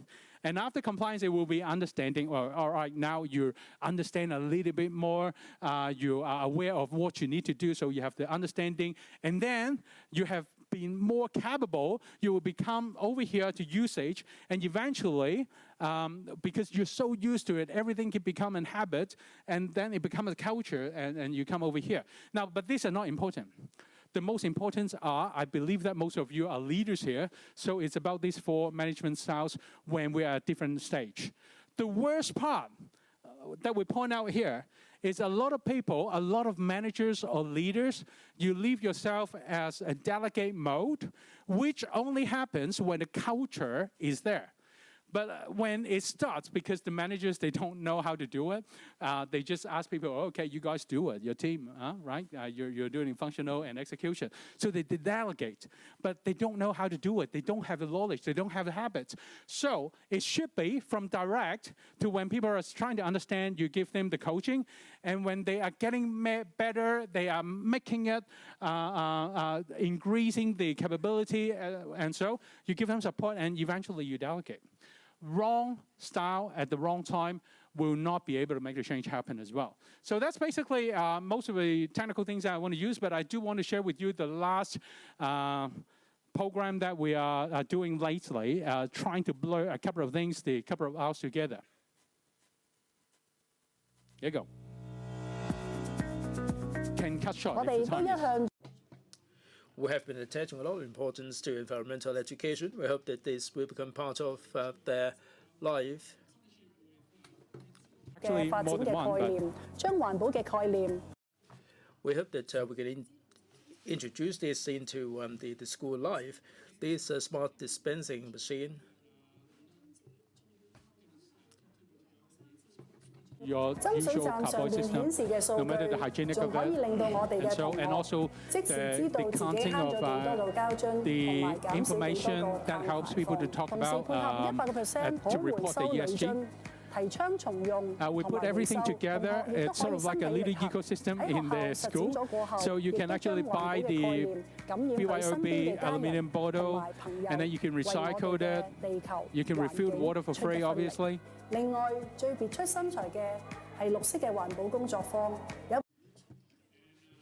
We basically handle all the education needed to teach people, to coach people, to get them into the mind and why we're doing it, why they're doing it, etc. And hoping that the actions are not just within the school, but also outside of school as well. And we always thought that we need to start with the youngest generation.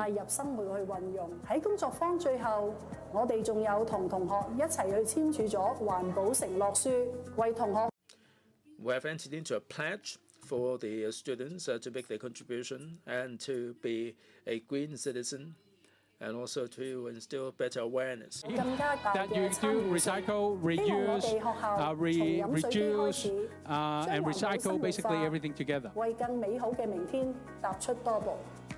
going to take a step into the future. All right, so thanks a lot. Thank you, Q, for your inspiring sharing. I believe it definitely offers some new lights to all of us as to how we can create disruptive change to an industry. So we are hoping you're finding the sessions inspiring so far, and now we are going to take a 15-minute break. You can enjoy the coffee, teas, and snacks served in the foyer outside by a social enterprise. And you can also take the time to visit our exhibitors to know more about how they create new solutions with a circular approach. We'll come back with the second half of the event, an open floor moderated session to deep dive into the driving forces needed for the circular economy ecosystem to flourish in Hong Kong. We'll see you soon. Thank you.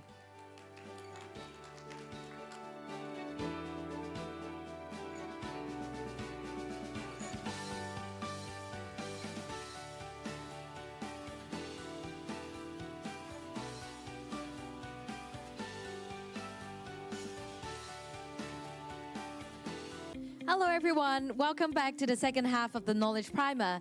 For those who just joined the event and tune in, my name is Mimi, your MC for today. After the keynote speeches, we have explored the trend in the global value chains and also what can be done individually as a company. But as today's theme suggested, scalability of the circular initiative is crucial for Hong Kong, as mentioned in the Waste Blueprint for Hong Kong 2035 released by the government. Therefore, the moderator session will be revolving around the topic of building a vibrant ecosystem for circular economy to explore the driving force behind scaling up a circular transformation. May I introduce our moderator for the discussion today, Professor Lam, Director of the Center for Civil Society and Governance of the University of Hong Kong, to come on stage. Please welcome. And joining us today, we have Professor Llewellyn Hughes, Professor of Public Policy from the Crawford School of Public Policy, Australian National University. Please join us on stage. And Ms. Teresa Young, Vice Chairman from Esquel Group, Mr. Kim Siu, Business Innovation and Planning Directors from Watson's Water, Mr. Ben Wong, Head of Open Innovation from Eureka Nova, a New World Group member, and last but not least, Mr. Garrick Lau, Head of Sustainability and Shared Value from Fung Development Limited. Please give them a warm welcome.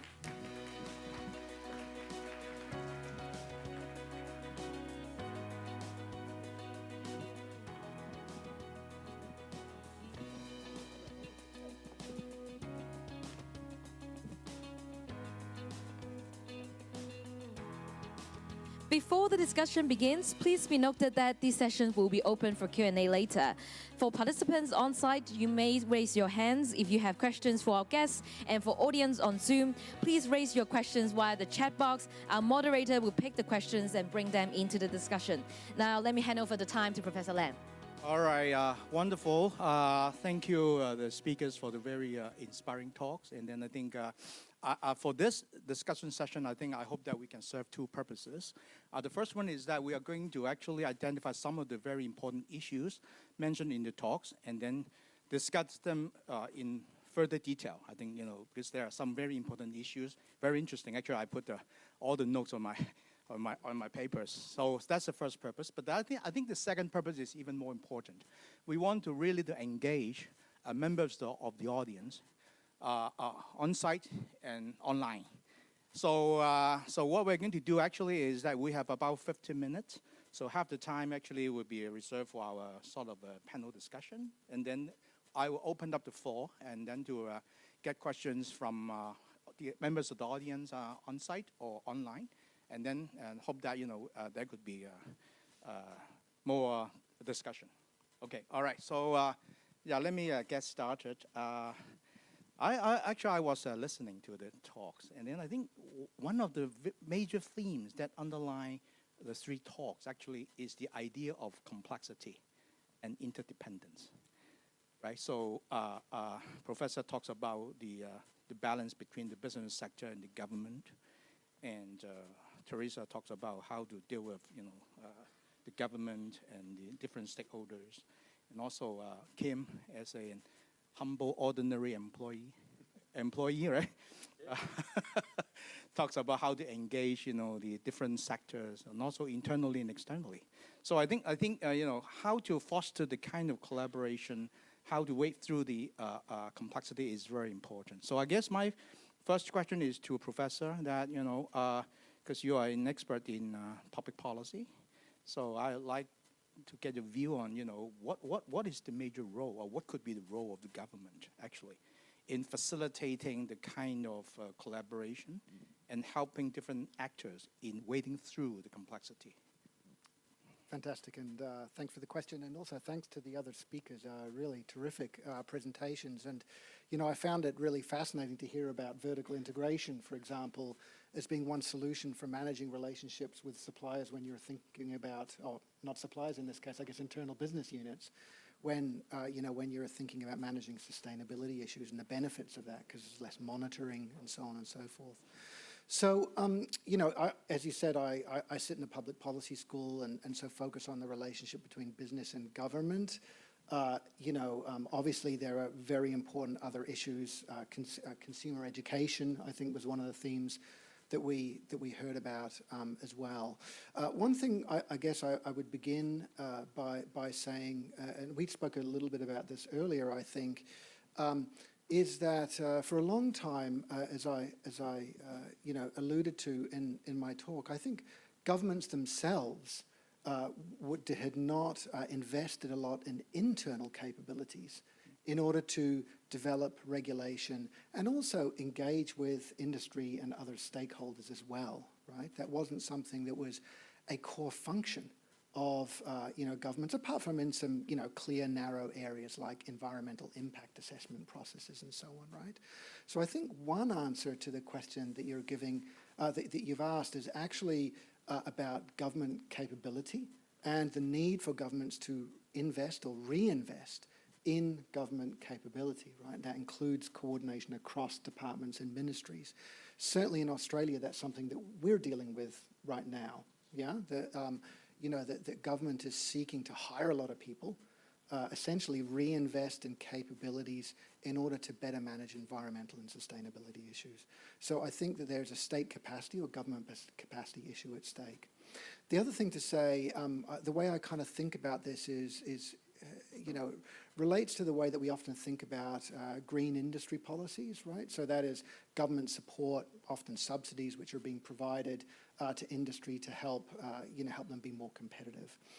And if you look at kind of green industry policy and why it fails, often it fails because of what we might call an information asymmetry. The problem is that government's making policy, but the information that's required to make good policy, right, what works, what doesn't work, sits with industry, as you've heard from our other speakers today, right? It sits with industry. And I think particularly when it comes to circularity, that's really about, each technology or area is quite different. So I think that the interface between government and industry really has to be designed very well so that government's not captured by industry, but also obtains the best information, not being told in the September that you've got a new regulation to deal with from January the 1st, right? So I think that, classically we think about informational asymmetries as a big problem, and getting the opportunities or the design right to enable that information flow to happen is a really key concern. Okay, so I just want to follow up on that question, actually from a corporate perspective. So Teresa, you talk about the challenges of engaging government, and can you tell us more about your experience and the major difficulties and the strategies that you guys use actually to deal with those the challenges? Well, I guess, when we first started working in China, China was definitely considered a developing country. For any developing country, I think it's also quite understandable that they haven't faced many of these, so they didn't have experience in dealing with many of these challenges. And I guess we will have to consider them a close partner. So, having close communication, constant communication is critical. However, you also have to be prepared. There's always, changes in, the officials. And so don't get too frustrated when you have been working very closely with, a certain official and found that, wow, he has already started to understand what my challenges are. And then suddenly the next day you found out that he has been replaced. And that's, something that you have to get used to. And I mean, again, these are developing countries. Otherwise, they would not be called developing countries. But there's also opportunities there. So think about the bright side as well. So I guess you always have to be prepared. And that's why we learned from our own mistake in the past. And that's why we don't really just barely go and reach the bare minimum of any environmental standards, because we know that those are critical. So we try to at least be ahead of what they have set.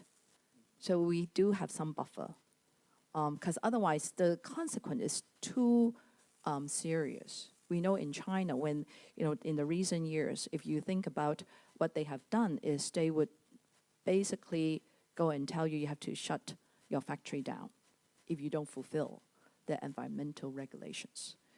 There are other things that may not be that critical. That's why you have to understand what they are. What they see that are very important and less important, and then decide on how you work with them. Yeah. Thank you.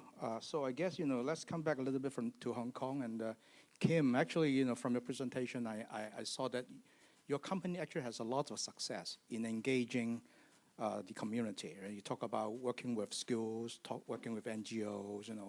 Are there any major challenges, and what is the secret of your success? Well, we actually had lunch together, just in case you didn't know. We had a discussion about how is my relationship with a lot of the green organization. Are we enemies because they always challenge you guys use too much plastics? And I was saying that, in fact, I had to use their advice as our field of innovation. By including the diversified advices, we actually came up with a lot of innovation in the past. I always say that we should always, again, I wanted to say in Chinese, 你啱我都未必錯. You might be right. Not wrong. So we always look for the common ground of how to possibly find, you're right, but I'm not wrong. Is there a way that we can compromise, or it's not actually about compromise, but looking at it at another angle that we're not opposite to come with different things. So the RPT was it, the RVM was it, basically a lot of these. And in fact, can I also give a little bit of feedback in terms of how we work with government and how overall how things need to be changed? I have a feeling that, first of all, I think that no matter green organizations or sometimes NGO, they do not have enough commercial sense to push the circular economy. I've always been complaining about when we talk about circular economy, how to actually get it on and going. It's about how to make circular economy more attractive than linear economy. So the economy actually comes first. Unfortunately, or maybe fortunately, there is a common language that every single sector can speak is about the economy and the monetary part of it. It might sound too, how do you call it? Very talk about money all the time. But in fact, it is the common language to everyone. I was sharing with Darwin that a lot of us have what needs to be done, what is the right thing to do, but that would be different to everyone. But my penny is the same as your penny. So economy actually comes first. And I really wish the government spend more time listening and nurturing instead of imposing things and telling what you have to do. And I agree with Teresa, definitely we should overachieve the standard, because a lot of government officials, they really want to overachieve their KPI. And if you help them under their supervision, overachieving KPI, they listen to you more. Sorry. All right, wonderful. All right, so one of the very important components of the ecosystem for promoting circularity, of course, is the incubators. Right, so I guess my next question is for Garrick and Ben about, what's your vision or major ideas about, what is the role that could be played by the incubators and what are the major challenges? I actually want to build on what Kim just said about the relations, redefining the relations, because if I ask everyone here to recall your last stay in a hotel when you travel, did anyone try to understand your carbon footprint or how much electricity you use when you stay in a hotel? Probably not, right? Because probably not, because yes, that's very, very good. So you are the professor here. Because it's kind of a service that you you take it for granted. You pay for the hotel fee, and then it's included in Cantonese 包咗啦咁樣the air conditioning and everything. So actually, in commercial buildings in Hong Kong, is similar. When the tenants pay for the management fee on a monthly basis, the air conditioning, many of the buildings, utility, those are included in the management fee. So obviously, there seems a lack of incentives for the tenants to work out how they would save electricity or carbon emission in their day-to-day. And in Hong Kong, the situation is around 60%, 60% of the carbon emission are from buildings. And if you see if you take one building as an example, only one third of the emission are controlled by landlord, and 2/3 are actually controlled by the tenant's premise within the tenant's area. So if we developers, if we are landlord, globally we are landlord of having 1,000 tenants. If we want to decarbonize, want to contribute to the environment, we actually need to redefine the incentives and relations that we have with our tenants, which is actually our core day-to-day. So now we're trying one new business model innovation. Is called a net positive lease. In Cantonese, called 正值租約, 正面價值嘅租約.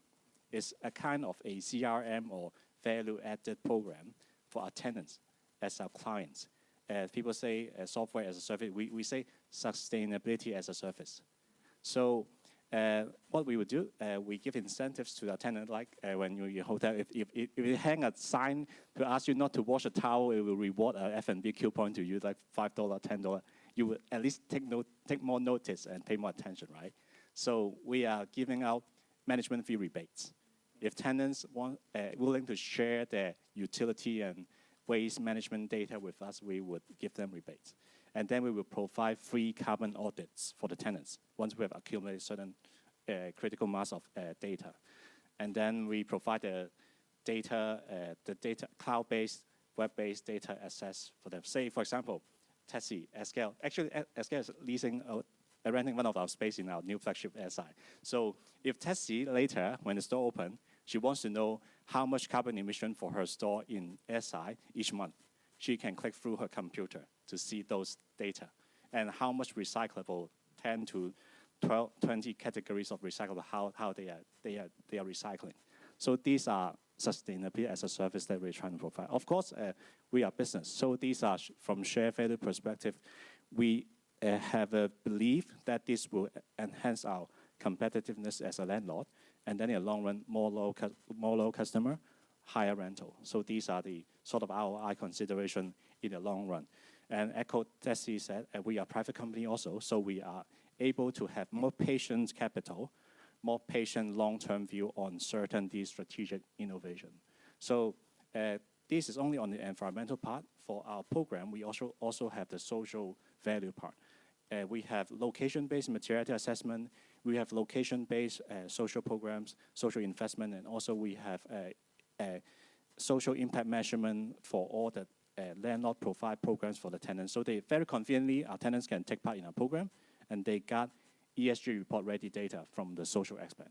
So I can talk about these for more and more, but actually the essence is we define the relations and also the business model in order to tackle our scope 3 social and environmental impact. Yeah. Ben, your organization has a wider outreach, I believe. Can you tell us a little bit more about the sort of the approach of your incubator, and what do you see yourself to be, in what role do you see yourselves to be playing in enhancing the ecosystem? Sure, and riding on the very important data point as a property developer as well. As Garrick mentioned, 60% of the emissions are contributed by buildings here in the city, and that is a big number that we have to tackle with because of all the scrutiny we would get as a property developer from a sustainability standpoint.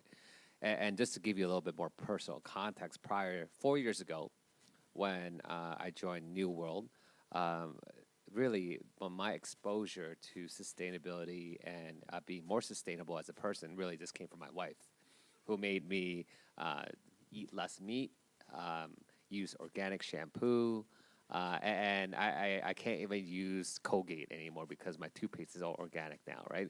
But the point is that was kind of a trajectory of education.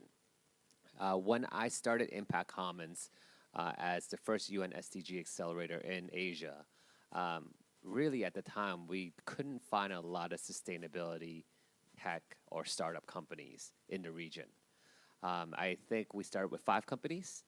Now we're in a 4th cohort, and I'm proud to say that from cohort number 1, where half of the cohort was from overseas, now 70% of it is from Hong Kong. So I do believe that there is a lot of promise in the emerging solution space. Now, going back to our role as an accelerator, we're looking at addressing a group-wide commitment that we've made with our New World Sustainability Vision 2030.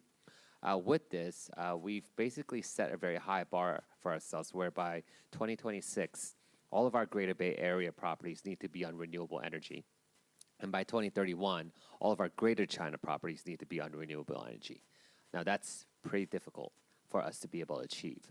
And it's not so much so to just adopt renewable energy because there's a lot catching up to do in Hong Kong as well as in mainland China.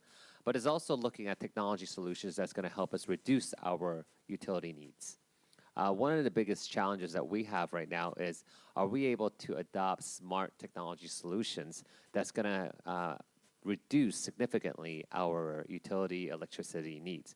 Because as we know, as Garrick has already pointed out, the incentives are not exactly right when it comes to tenants using the commercial buildings.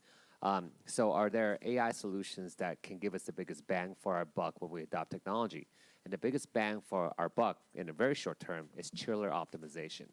When we look at chiller plants in buildings, we are able to reduce double-digit percentages if we're able to adopt AI optimization on chiller plants. And not to get too technical, but typically on a commercial building, you have multiple chiller plants. And typically with no AI installed, only one chiller plant is running to power the whole entire building. And that's not very optimized. But if you're able to run 4 chiller plants at the same time at 20% capacity, you can reduce as much as 20% in your energy intake, right? So that's something that we're trying to tackle in the very short term. Longer term, we're looking at how can we involve digital twins as a better kind of God's view across all of our assets in Hong Kong and in Greater China, and make smart decisions where, hey, possibly this tenant is not there all the time, and they're probably at 50% capacity. Can we incentivize them with data and go, hey, maybe tune down your air conditioning needs and your lighting needs by 50% as a result? And having those partnerships with the key stakeholders. And to do this right, when it comes to innovation, it's a marriage of 3 concepts. Innovation, typically with technology. The second thing, obviously, innovation is more so needs to be married with sustainability. The more innovation you see moving forward, there's some sort of sustainability element to it. And it needs to be a marriage. And the third piece is commercial. Are the decisions being made in these kind of technology adoptions have commercial viability in mind? So our accelerator, we reverse engineer by making sure that the business units and the different properties or businesses within the organization are going to have skin in the game. And by skin in the game, they put the KPIs up front, and they also put a budget in front on the table. If they put these 2 on the table, then we'll help them address some of their sustainability needs through innovation. Yeah, okay. All right, thank you. Let's move a little bit to another issue, which is about innovation, because we talked about how social and technological innovation actually can enhance the circularity promotion and things like that. So maybe my first question is to Teresa, because when I was actually listening to your presentation, your whole presentation is about innovation. You talk about different type of things, right? And then the integral is just wonderful. I was wondering whether you guys are hiring, and so. No, but the thing is that you said it as if it is so natural, which I think that might not be that easy, because whenever you talk about innovation, you're talking about really a big investment, a lot of risk, and things like that. So could you tell us a little bit more about how are you going to actually, how does your company actually integrate the kind of the so-called innovation DNA in your operation? Thank you. I guess, well, first, we're a family business. So I guess we do have a very, very strong corporate culture. And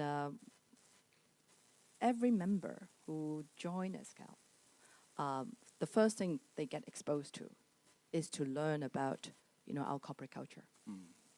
Because with the same belief, then we'll be able to really drive, crazy initiatives. Because otherwise, they don't think that this is the right thing, then no matter how good is the idea, it will never be achieved. So, I'm very, very proud to say that we may not be the most clever team, but I guess we are very aligned. So with that note, that when we have, new ideas, as I said, 10 years ago, we were just sitting together with our R&D team, and we were just saying, okay, if water really is a very scarce resource, what's the best thing to do? So I guess, if we talk to a 5 years old, they would probably come up with, hey, then we don't use water, right? But for adults with so much previous experience, knowing that in this industry, without water, how can you do your dyeing or finishing? It's almost impossible because of the experience. So then we started looking into these crazy ideas about not using water to start off with. For 10 years, they have been, you can imagine how many times that they have failed in trying to attempt without using water. So our sort of culture do encourage. We have 5 very fundamental things in what we call the 5E culture. And ethics comes first, which is critical, because without that, I think many of our members will consider, maybe our senior management is really thinking of putting the most important thing is short-term return. But then we usually will say, we need to be profitable, but we may not need is a short-term return if it's going to sacrifice our long-term benefits. So that sort of helps to reassure our team to move forward. And with many failures, they then started to learn how to become smarter. I guess that's something that we may have to really try and to do better. I'm talking to because some of my teammates are here, and they have been going through these, painful process. But then, a lot of times when these good news come up, waterless dyeing is possible. It's very encouraging. All right, thank you. So I guess, related to this question, I think my next question is to Professor Hughes. When we talk about innovation, those of us who study public administration would know that the government is not particularly innovative.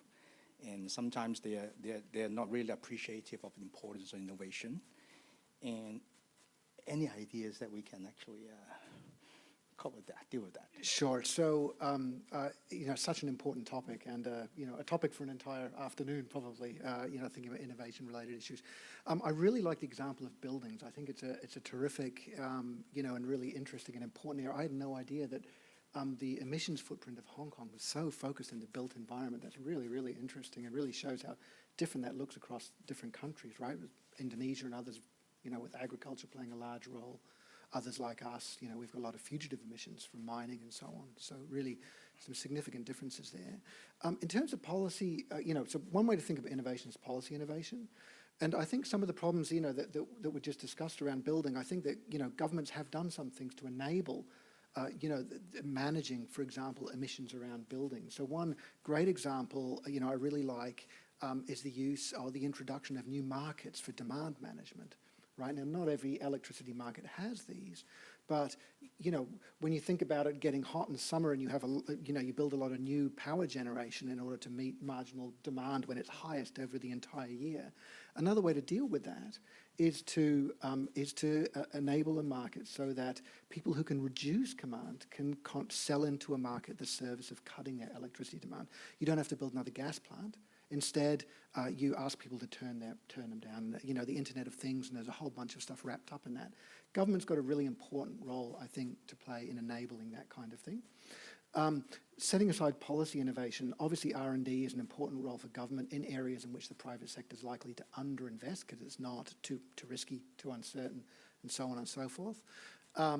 And I'll never forget hearing a presentation from an organisation I won't name that's a big R&D provider, that's a government organisation in a particular country, and they were talking about their R&D programs in the energy space, and so they went through all of their work, and their key metric for determining whether they were successful or not is how much money they'd pushed out into various enterprises and so on and so forth. It's a totally input-driven measure rather than output-driven measure. There's a fantastic program in the US called ARPA-E. That's the Advanced Research Programs Energy. It actually was, it's modeled on a defense program called DARPA. And they've got a very innovative government program for supporting companies through R&D. Basically, what they do is they pull in people for a 2-year period, 2 or 3 year period, who are true knowledge experts. They could be from the corporate sector, they could be from the research sector, and so on, and they let them build the program. Because these are people with the information and the networks to really make good choices about what should be supported. The last thing is, you know, it's really important to know when to turn the tap off, right? And lots of R&D programs which are less successful are great at pushing money out, but not so good at turning the tap off if you're not seeing success.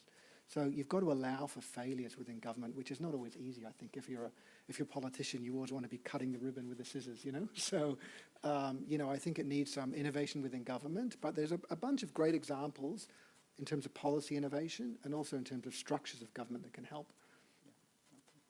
All right, Kim, from your presentation, you talked about for your organization to actually to buy in the idea of circularity and also to, you know, to be innovative. Actually, I understand that you have done a lot of preaching to your colleagues and to your, you know, supervisors and senior people, whatever. You know, what are the major challenges? Well, the first challenge is how to get people to align with your story. Because I usually come up with story that actually can communicate across different departments. Okay. People cannot talk too much about technical. People understand story. People understand meaning of doing certain things. So you have to create meanings for all the whatever sustainability vision that you have. And when I talk about storytelling, a lot of times we are about conceptualizing what we're doing. I always use analogy as well. Some of you guys actually come to me and say they saw me in another seminar talking about another analogy because I love using analogy to talk about sustainability. I was, well, take an example. When people talk about CSR, I was saying that, well, do you want people to be responsible with you as your partner, or they want to create a sustainable partnership with you?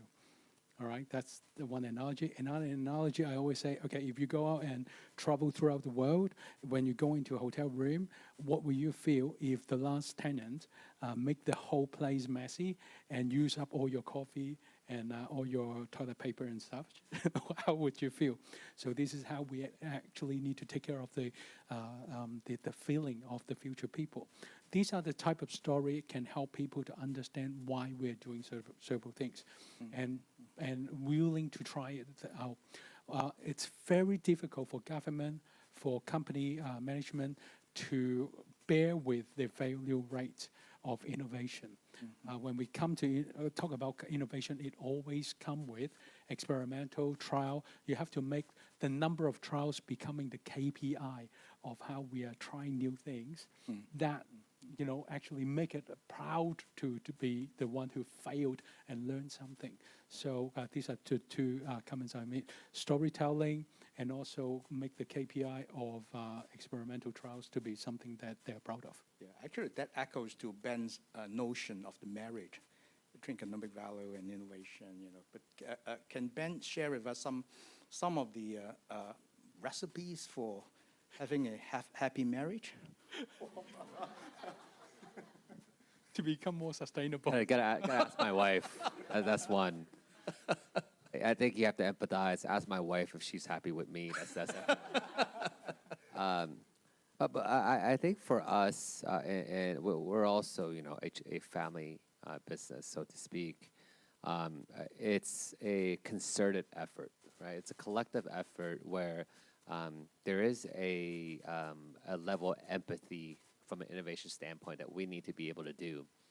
Why do we need to tell our property department to change when they're driving a majority of revenues for our organization? Yeah. And is it a number one consideration for them to have a retrofit in an existing building when the building does financially well?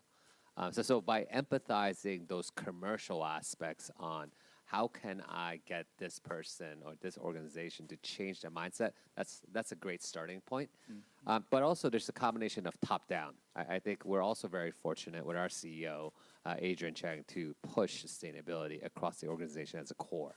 So a top-down, bottom-up approach, and then being able to identify solutions that generate commercial value back. to the existing audience is really important. So when we go about introducing any new emerging solutions, we have a process of we call it a project brief process. Essentially, it's non-binding, but it's a verbal agreement on a piece of paper that we bring 3 parties together. The business unit is going to dedicate its KPIs that it's trying to address, and that's on paper. The business unit will also put a upfront budget to address this issue, and we will also subsidize part of it. And also, the startup has to commit a timeline. And we, as a third party, will come in and manage that whole entire timeline. It's more so, whenever there's a lot of talk, but are you going to do the walk? Well, we're there to help you walk, right, as Eureka Nova. So we time and time again, we see a lot of projects fail because of just an introduction, but there's no legs. So we're trying to make sure that we're providing the timeline, the hand-holding that's required to bring it to the end. And we're very proud to say that since we launched, we have a 65% integration rate. And what that means is that if your startup gets selected into our program, you have a 65% chance of landing a pilot or a business commercial deal with New World. So that's how we kind of measure our success. So Garrick, I'm sure that your company also face similar situation. Yeah, I think both Kim and Ben mentioned about how we need to find ways to convince the business line, different internal stakeholders. For me, I think I faced the same for many years, and my personal opinion and reminder for myself is now that I'm not trying to train up how I convince people, but I need to be them. I need to be the business operation. And then I have the direct control, direct influence on the budget, business strategy, and then that's how you integrate into business. So that's now in our team, we are shared value team and sustainability team, and more than half of our colleagues are from business operation and marketing and tech background, but not from sustainability background. And I always remind our team that when we label ourselves in convincing others in meetings and aligning, we need to wear the hat of business value creator, and not just, I'm sustainability expert, then the P&L, I don't worry. That's not how the way it would be integrated. So I think that's one thing is how our management allow us to sit in the KPI, all the KPIs meeting all the department heads. They mandate all the colleagues KPI have sustainability goals in their day-to-day, and these are the integration that our environment enable us. And that's one thing. The other thing is about we discussed how government's role in sparkling innovation. On the social innovation side, I think we can take reference from how the UK government has done 12 years ago. It was a new, by that time, 2012, it was a new legislation called Social Value Act. And at that time, the legislation requests all the government procurement process to consider to include social value calculations or consideration into all government procurement, which is, of course, a large sum of money each year government procure buy services.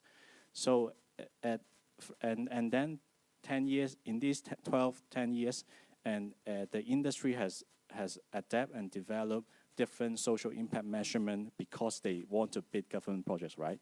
And then there are consultants, there are metrics, new innovation method to measure the social aspect, which many practitioners know the ESG part is easier to measure, but social part, it seems many people don't find a solution. But with the government catalyzing these innovation, they are now having a so-called national TOMS, themes, outcomes, and measures, that include around 40 core measurements for all the industry to use to bid government projects.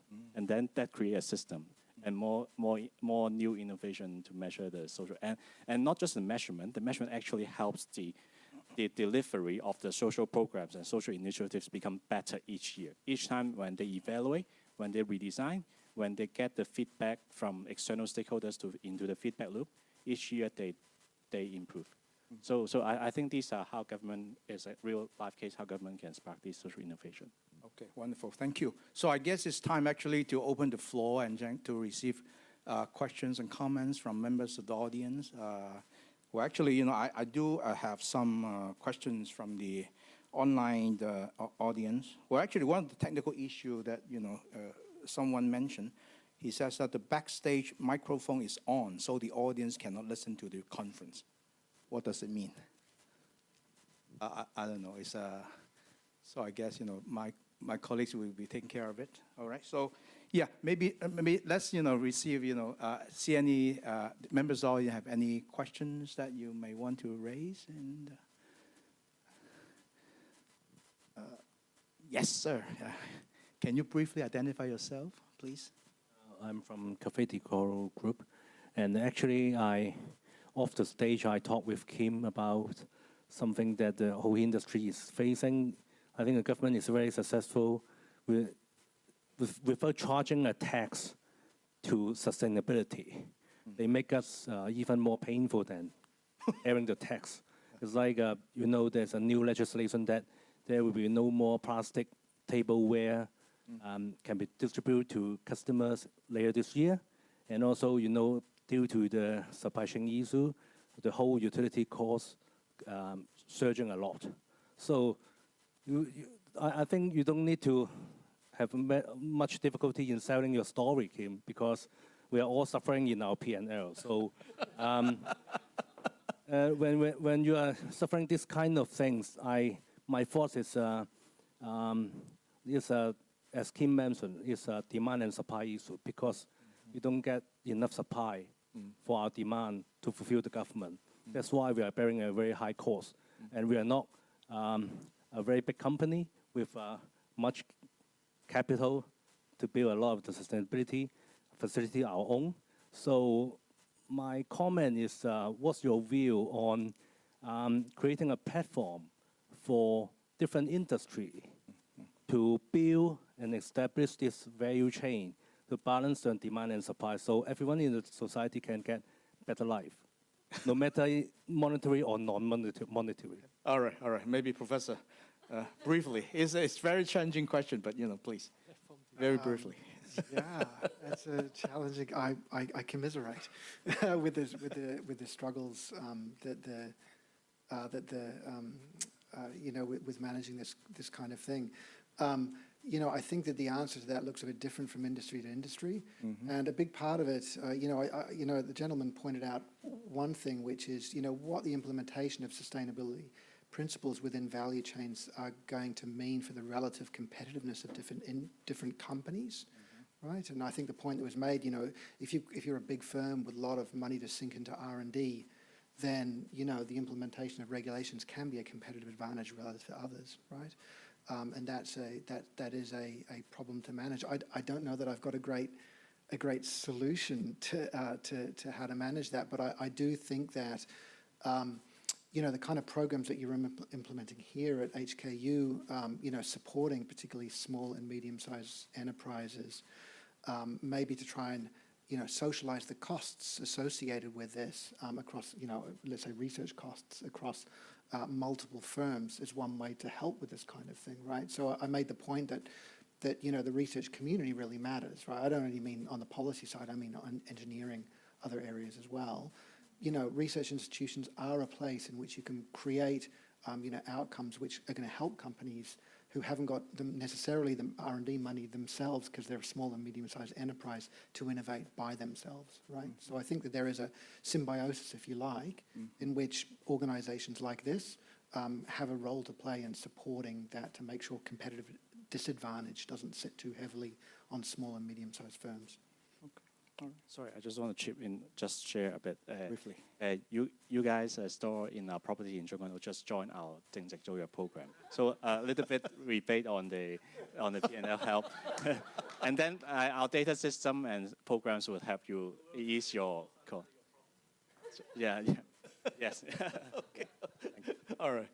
You want to add? Yes, please. Sorry, I know we're running out of time, but I just like to add, first of all, we definitely don't have a lot of resource. Don't get mistaken. We're a private company, so compared to all the ones that are sitting around here, we'd definitely consider a medium size. But I guess I would like to emphasize again, as an entrepreneur, we understand the environment is changing rapidly, especially related to the whole sustainability scene. And that's why I would like to re-emphasize, be prepared all the time. Because certain things are coming, for sure. Act on them. Don't wait till the government come and tell you, because it's always too late for us, and it's going to cost you. And that's why I think the R&D amount that we spend on many of these projects doesn't mean that we have a lot of resource. We're not very rich company, and our industry, I guess whoever is in our industry will know this is definitely not an industry that will bring you, really high profit margin. So if we want to continue in this industry, we just have to be prepared. Okay, all right, very good.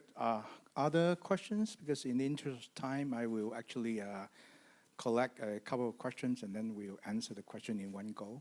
Can I add on one more? Yes, please, For briefly. the answers. Thanks, Nelson. There's a question for you here, so. Is it? Oh, I didn't expect that Kuwait to Cairo is not big enough. It's huge. But I do see that in the food and beverages industries, there is one thing probably missing, different to the packaged beverage industry, is that we do talk to each other on the sustainability front, because Hong Kong initiated the anti-competition, anti-competition law, and it stops us talking anything about commercial stuff, but we do hang out and we do share with each other, and we figure out how to lobby with the government years ahead of the PPRS, and we talk to the green organization together. That's really when an industry, they want to avoid government posing on something to you such aggressively, it really is the responsibility of the whole industry to actually work together and to lobby something more reasonable. And for whichever industry, and just like what Teresa was saying, it's not hard to see how things are coming. It's not like, of course, the implementation of what Nelson was talking about has been very fast-paced, but you knew it years ago. Oh, not just you, but the overall industry. But in terms of how we actually work together, that's our decision of, that we need to come up with something reasonable. Sorry.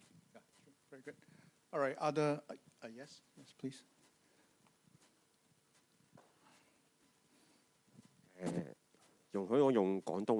If I may switch into Cantonese, I think I'm the only one who wear the headphones.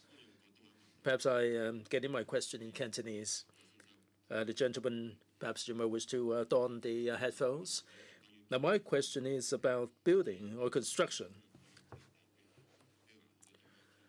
Now, we have a lot of skyscrapers in Hong Kong and in the mainland of China or in overseas countries. In 100 years' time, we're handing over the buildings to the next generation, and they have to pull down these buildings because they are getting old. Now, for the construction materials, can we use the recyclable construction materials, or can we use the modular approach so that they will be able to significantly reduce the production of construction waste? Second, about the air conditioning. The schools and also shopping malls, they're using an awful lot of air conditioning. We said 26 degrees Celsius would be good, and we hardly talk about these days. And when I go into a shopping mall, I have to put on a windbreaker. I'm wondering whether the air conditioning is set at too low a level. Can we turn it up a bit? For buildings, the old buildings tend to have better ventilation. Now we have all these curtain walls these days. Can we consider improving the air permeability, the ventilation, so that even if I don't put on or turn on the air conditioning, if I can just open the window a crack, we can achieve better ventilation. Third, now we talk about the circularity. The government needs the GDP growth, and whether it be the mainland government or the Hong Kong government, there is a bit of contradiction. If you promote circularity, then would it be inconsistent with the GDP growth? Now, you may make it sound really reasonable, but at the end of the day, the government may not be promoting this. Those are the 3 points. Time, let me collect other possible questions from the audience. Otherwise, we'll just focus on the 3 questions raised by the gentleman. Yes, the gentleman.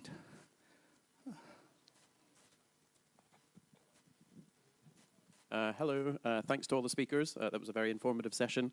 I wanted to ask a little bit, this is aimed at the gentleman from Watson's. So you were sort of focusing a lot on the recycling and the RPT, and that kind of closed loop within recycling your bottles.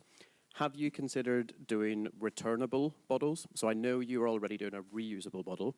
My understanding is people can purchase that, refill it, and use it as their own kind of personal one, and then they can recycle it at the end of it.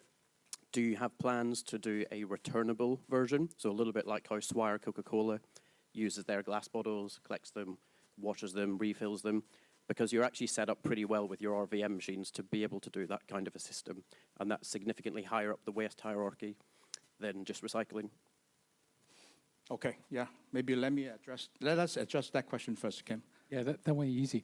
Unfortunately, no. Reason being, when we talk about circular economy, it has to be economical first.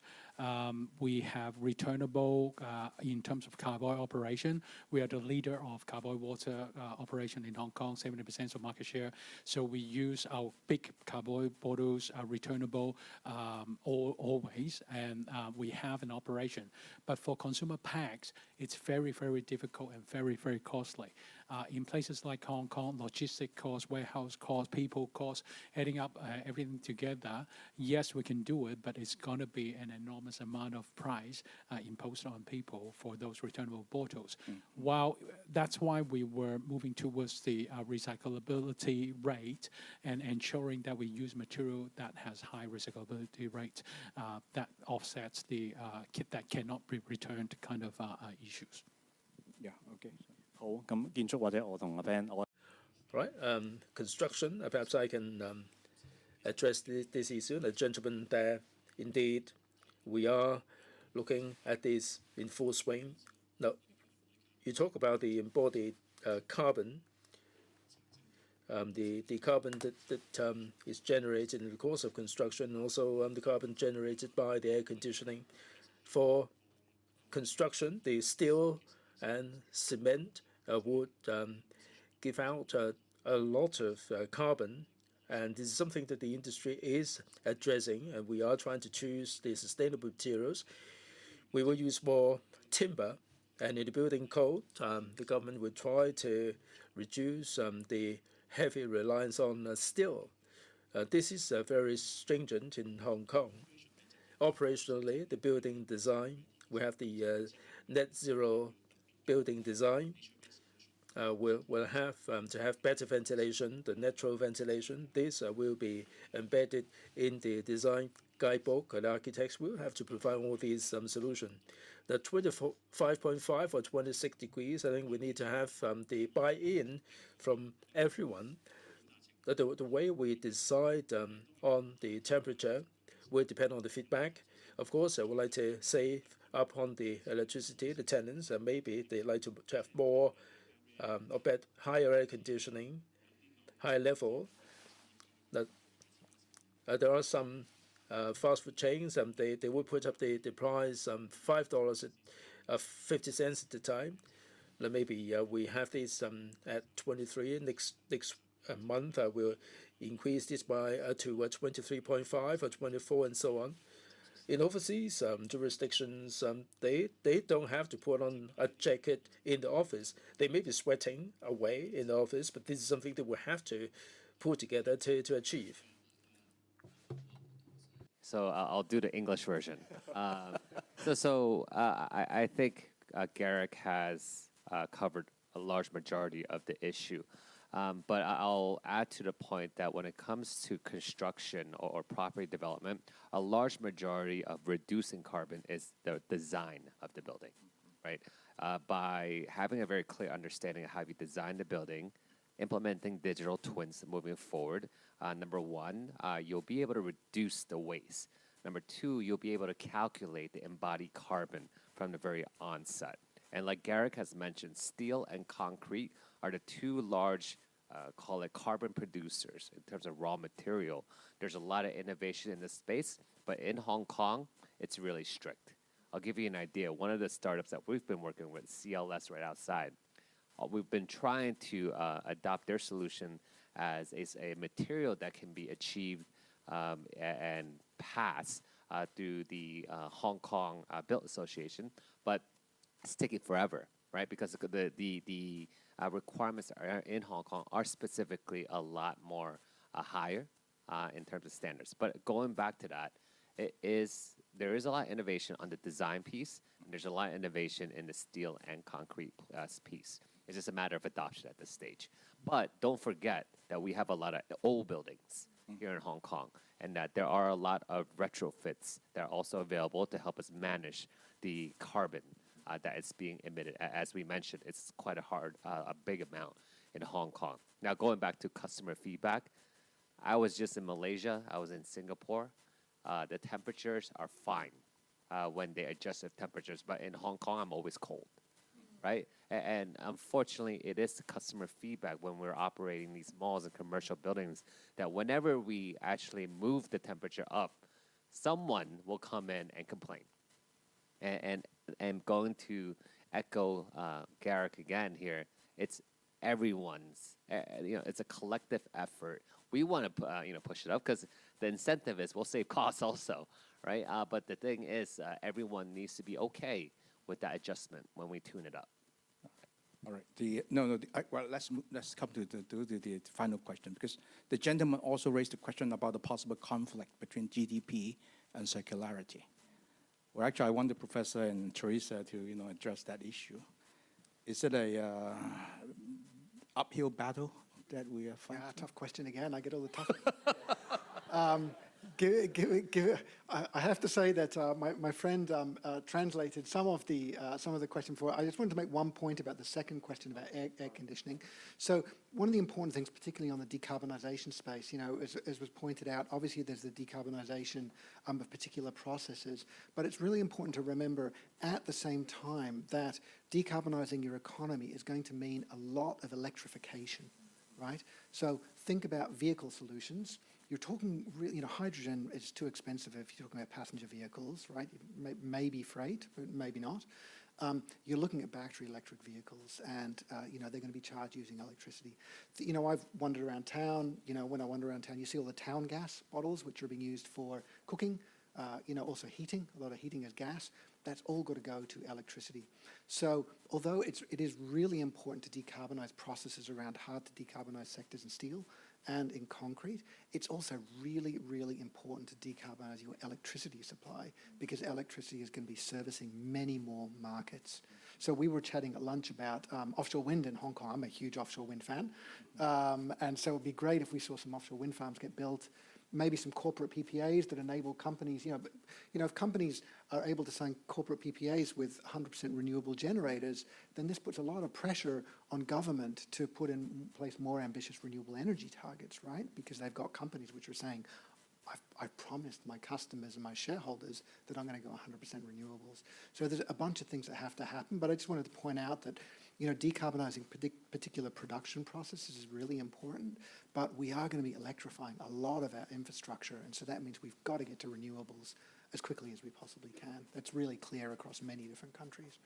In terms of the circularity GDP point, so I don't have a good answer to this, right? I mean, we're talking about the future.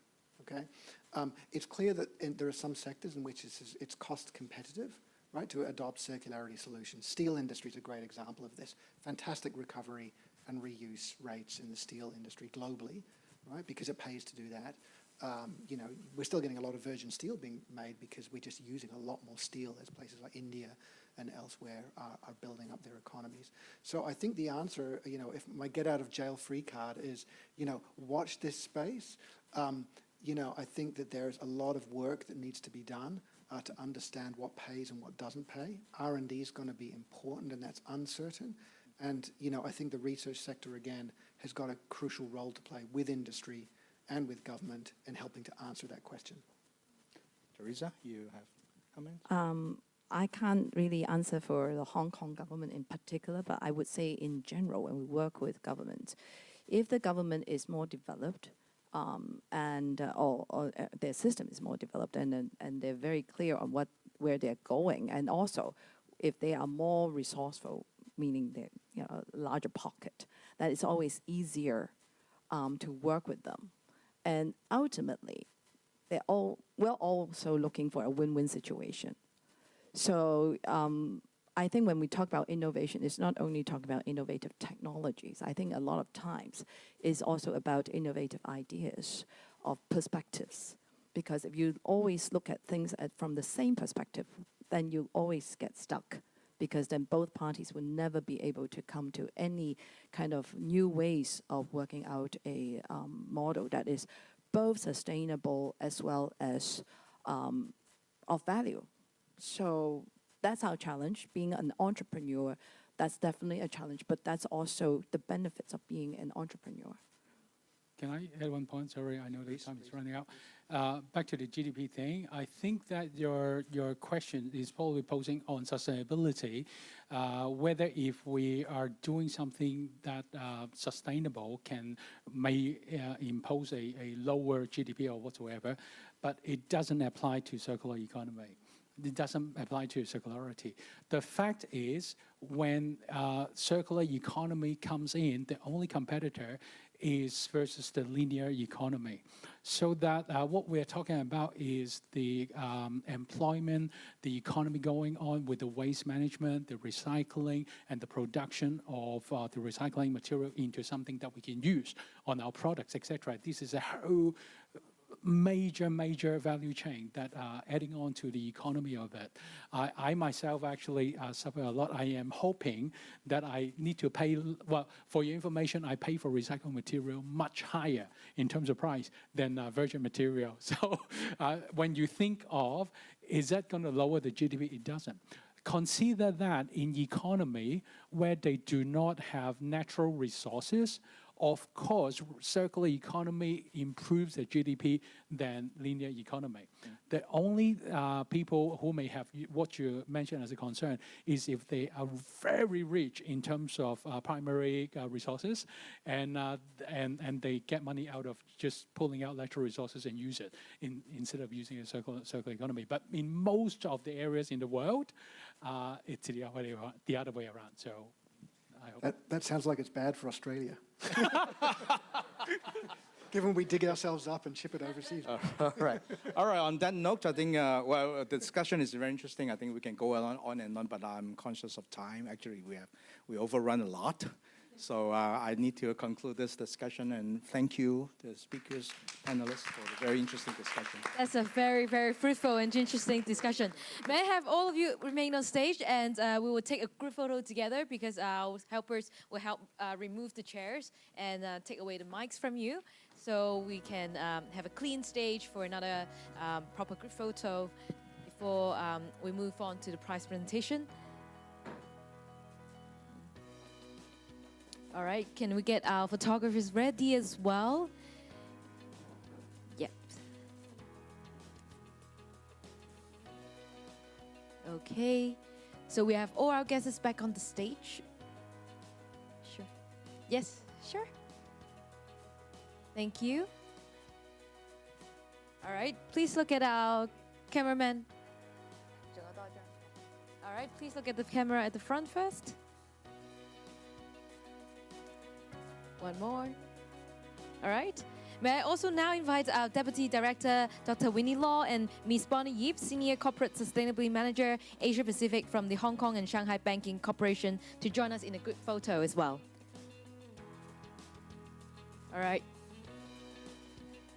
Please look at the camera at the front. Is the position all right? Okay. All right, a little bit to our left. Okay. Please look at the camera at the front.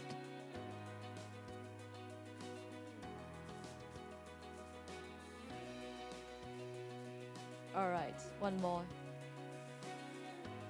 All right, thank you so much. Please give a big hand to all our keynote speakers and panelists for joining the discussion. It was a very, very insightful one. And please be seated. So today's events will end on a high note with the Sustainable Value Chains Commitment and SME Sustainability Leadership Recognition Scheme Cohort 2022 prize presentation ceremony, recognizing our participating companies' achievements over the past years that effectively foster partnerships between value chain partners and accelerate the circular transformation. This year's themes is circularity and resilience, focusing on the F&B industries. Each participating group, which includes a large corporates taking the lead and a number of their nominated business partners, suppliers or tenants joining together to embark on a sustainability journey through a series of workshops and sessions to co-design and implement a pilot project with the aim to jointly accomplishing a resource circularity goal of their choice. We are pleased to engage a total of 9 SVCs, sanitaries, and 6 SMEs this year in an action-based scheme. To recognize their efforts throughout the sustainability journey, it is our honor to invite Professor Lam again from CCSG and Bonnie from HSBC to join us on stage to present the awards to the participating companies. Please give a hand to welcome them. May I now invite the first capstone project team led by New World Development Company Limited and their participating partners, Gaia Group and Waihong Services Group. Together, they have completed the sustainability journey with us to co-create sustainable value chain. And now we'll be...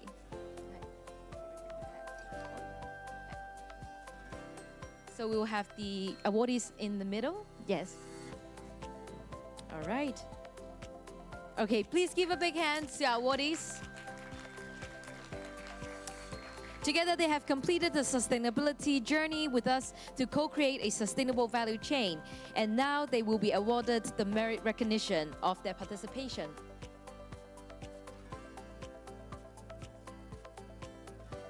All right, thank you so much.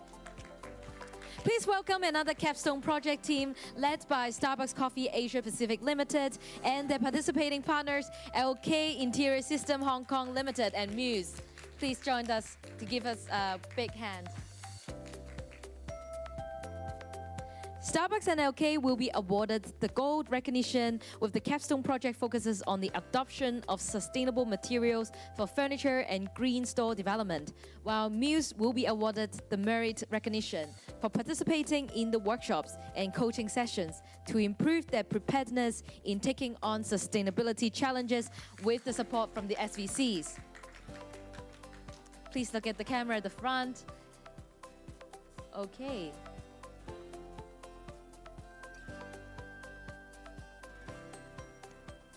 One more photo from the photographers. Thank you so much. Please give a big hand. Finally, please welcome the last capstone project team led by Sino Estates Management Limited and their participating partners, including Cafe de Carrel, LH Group, Oliver's Super Sandwich, A1 Bakery Company Hong Kong Limited, M Cinema Company Limited, and On Key Hong Kong Environmental Company Limited. Please give a big hand and celebrate the achievements of our awardees this year.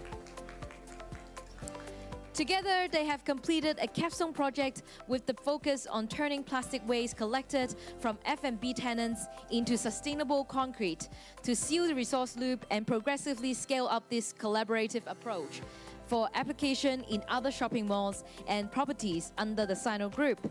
Each of them will be awarded the gold recognition for their participation.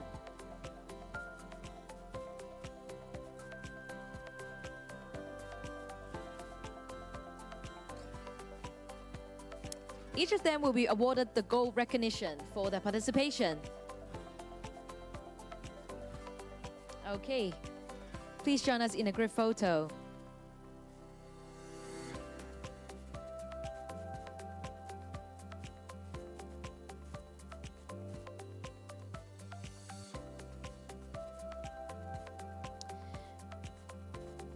Please remain on stage. May I invite all of the other award recipients to come forward on the stage for a big group photos.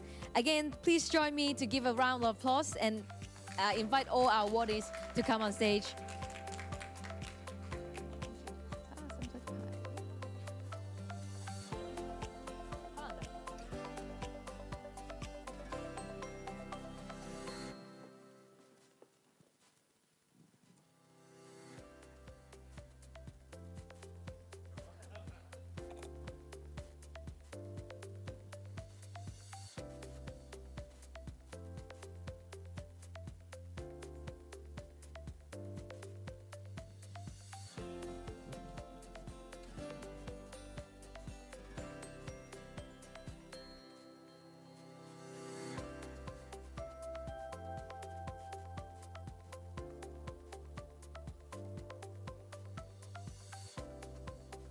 Thank you so much. Please give a big round of applause to our awardees and most importantly to our participation.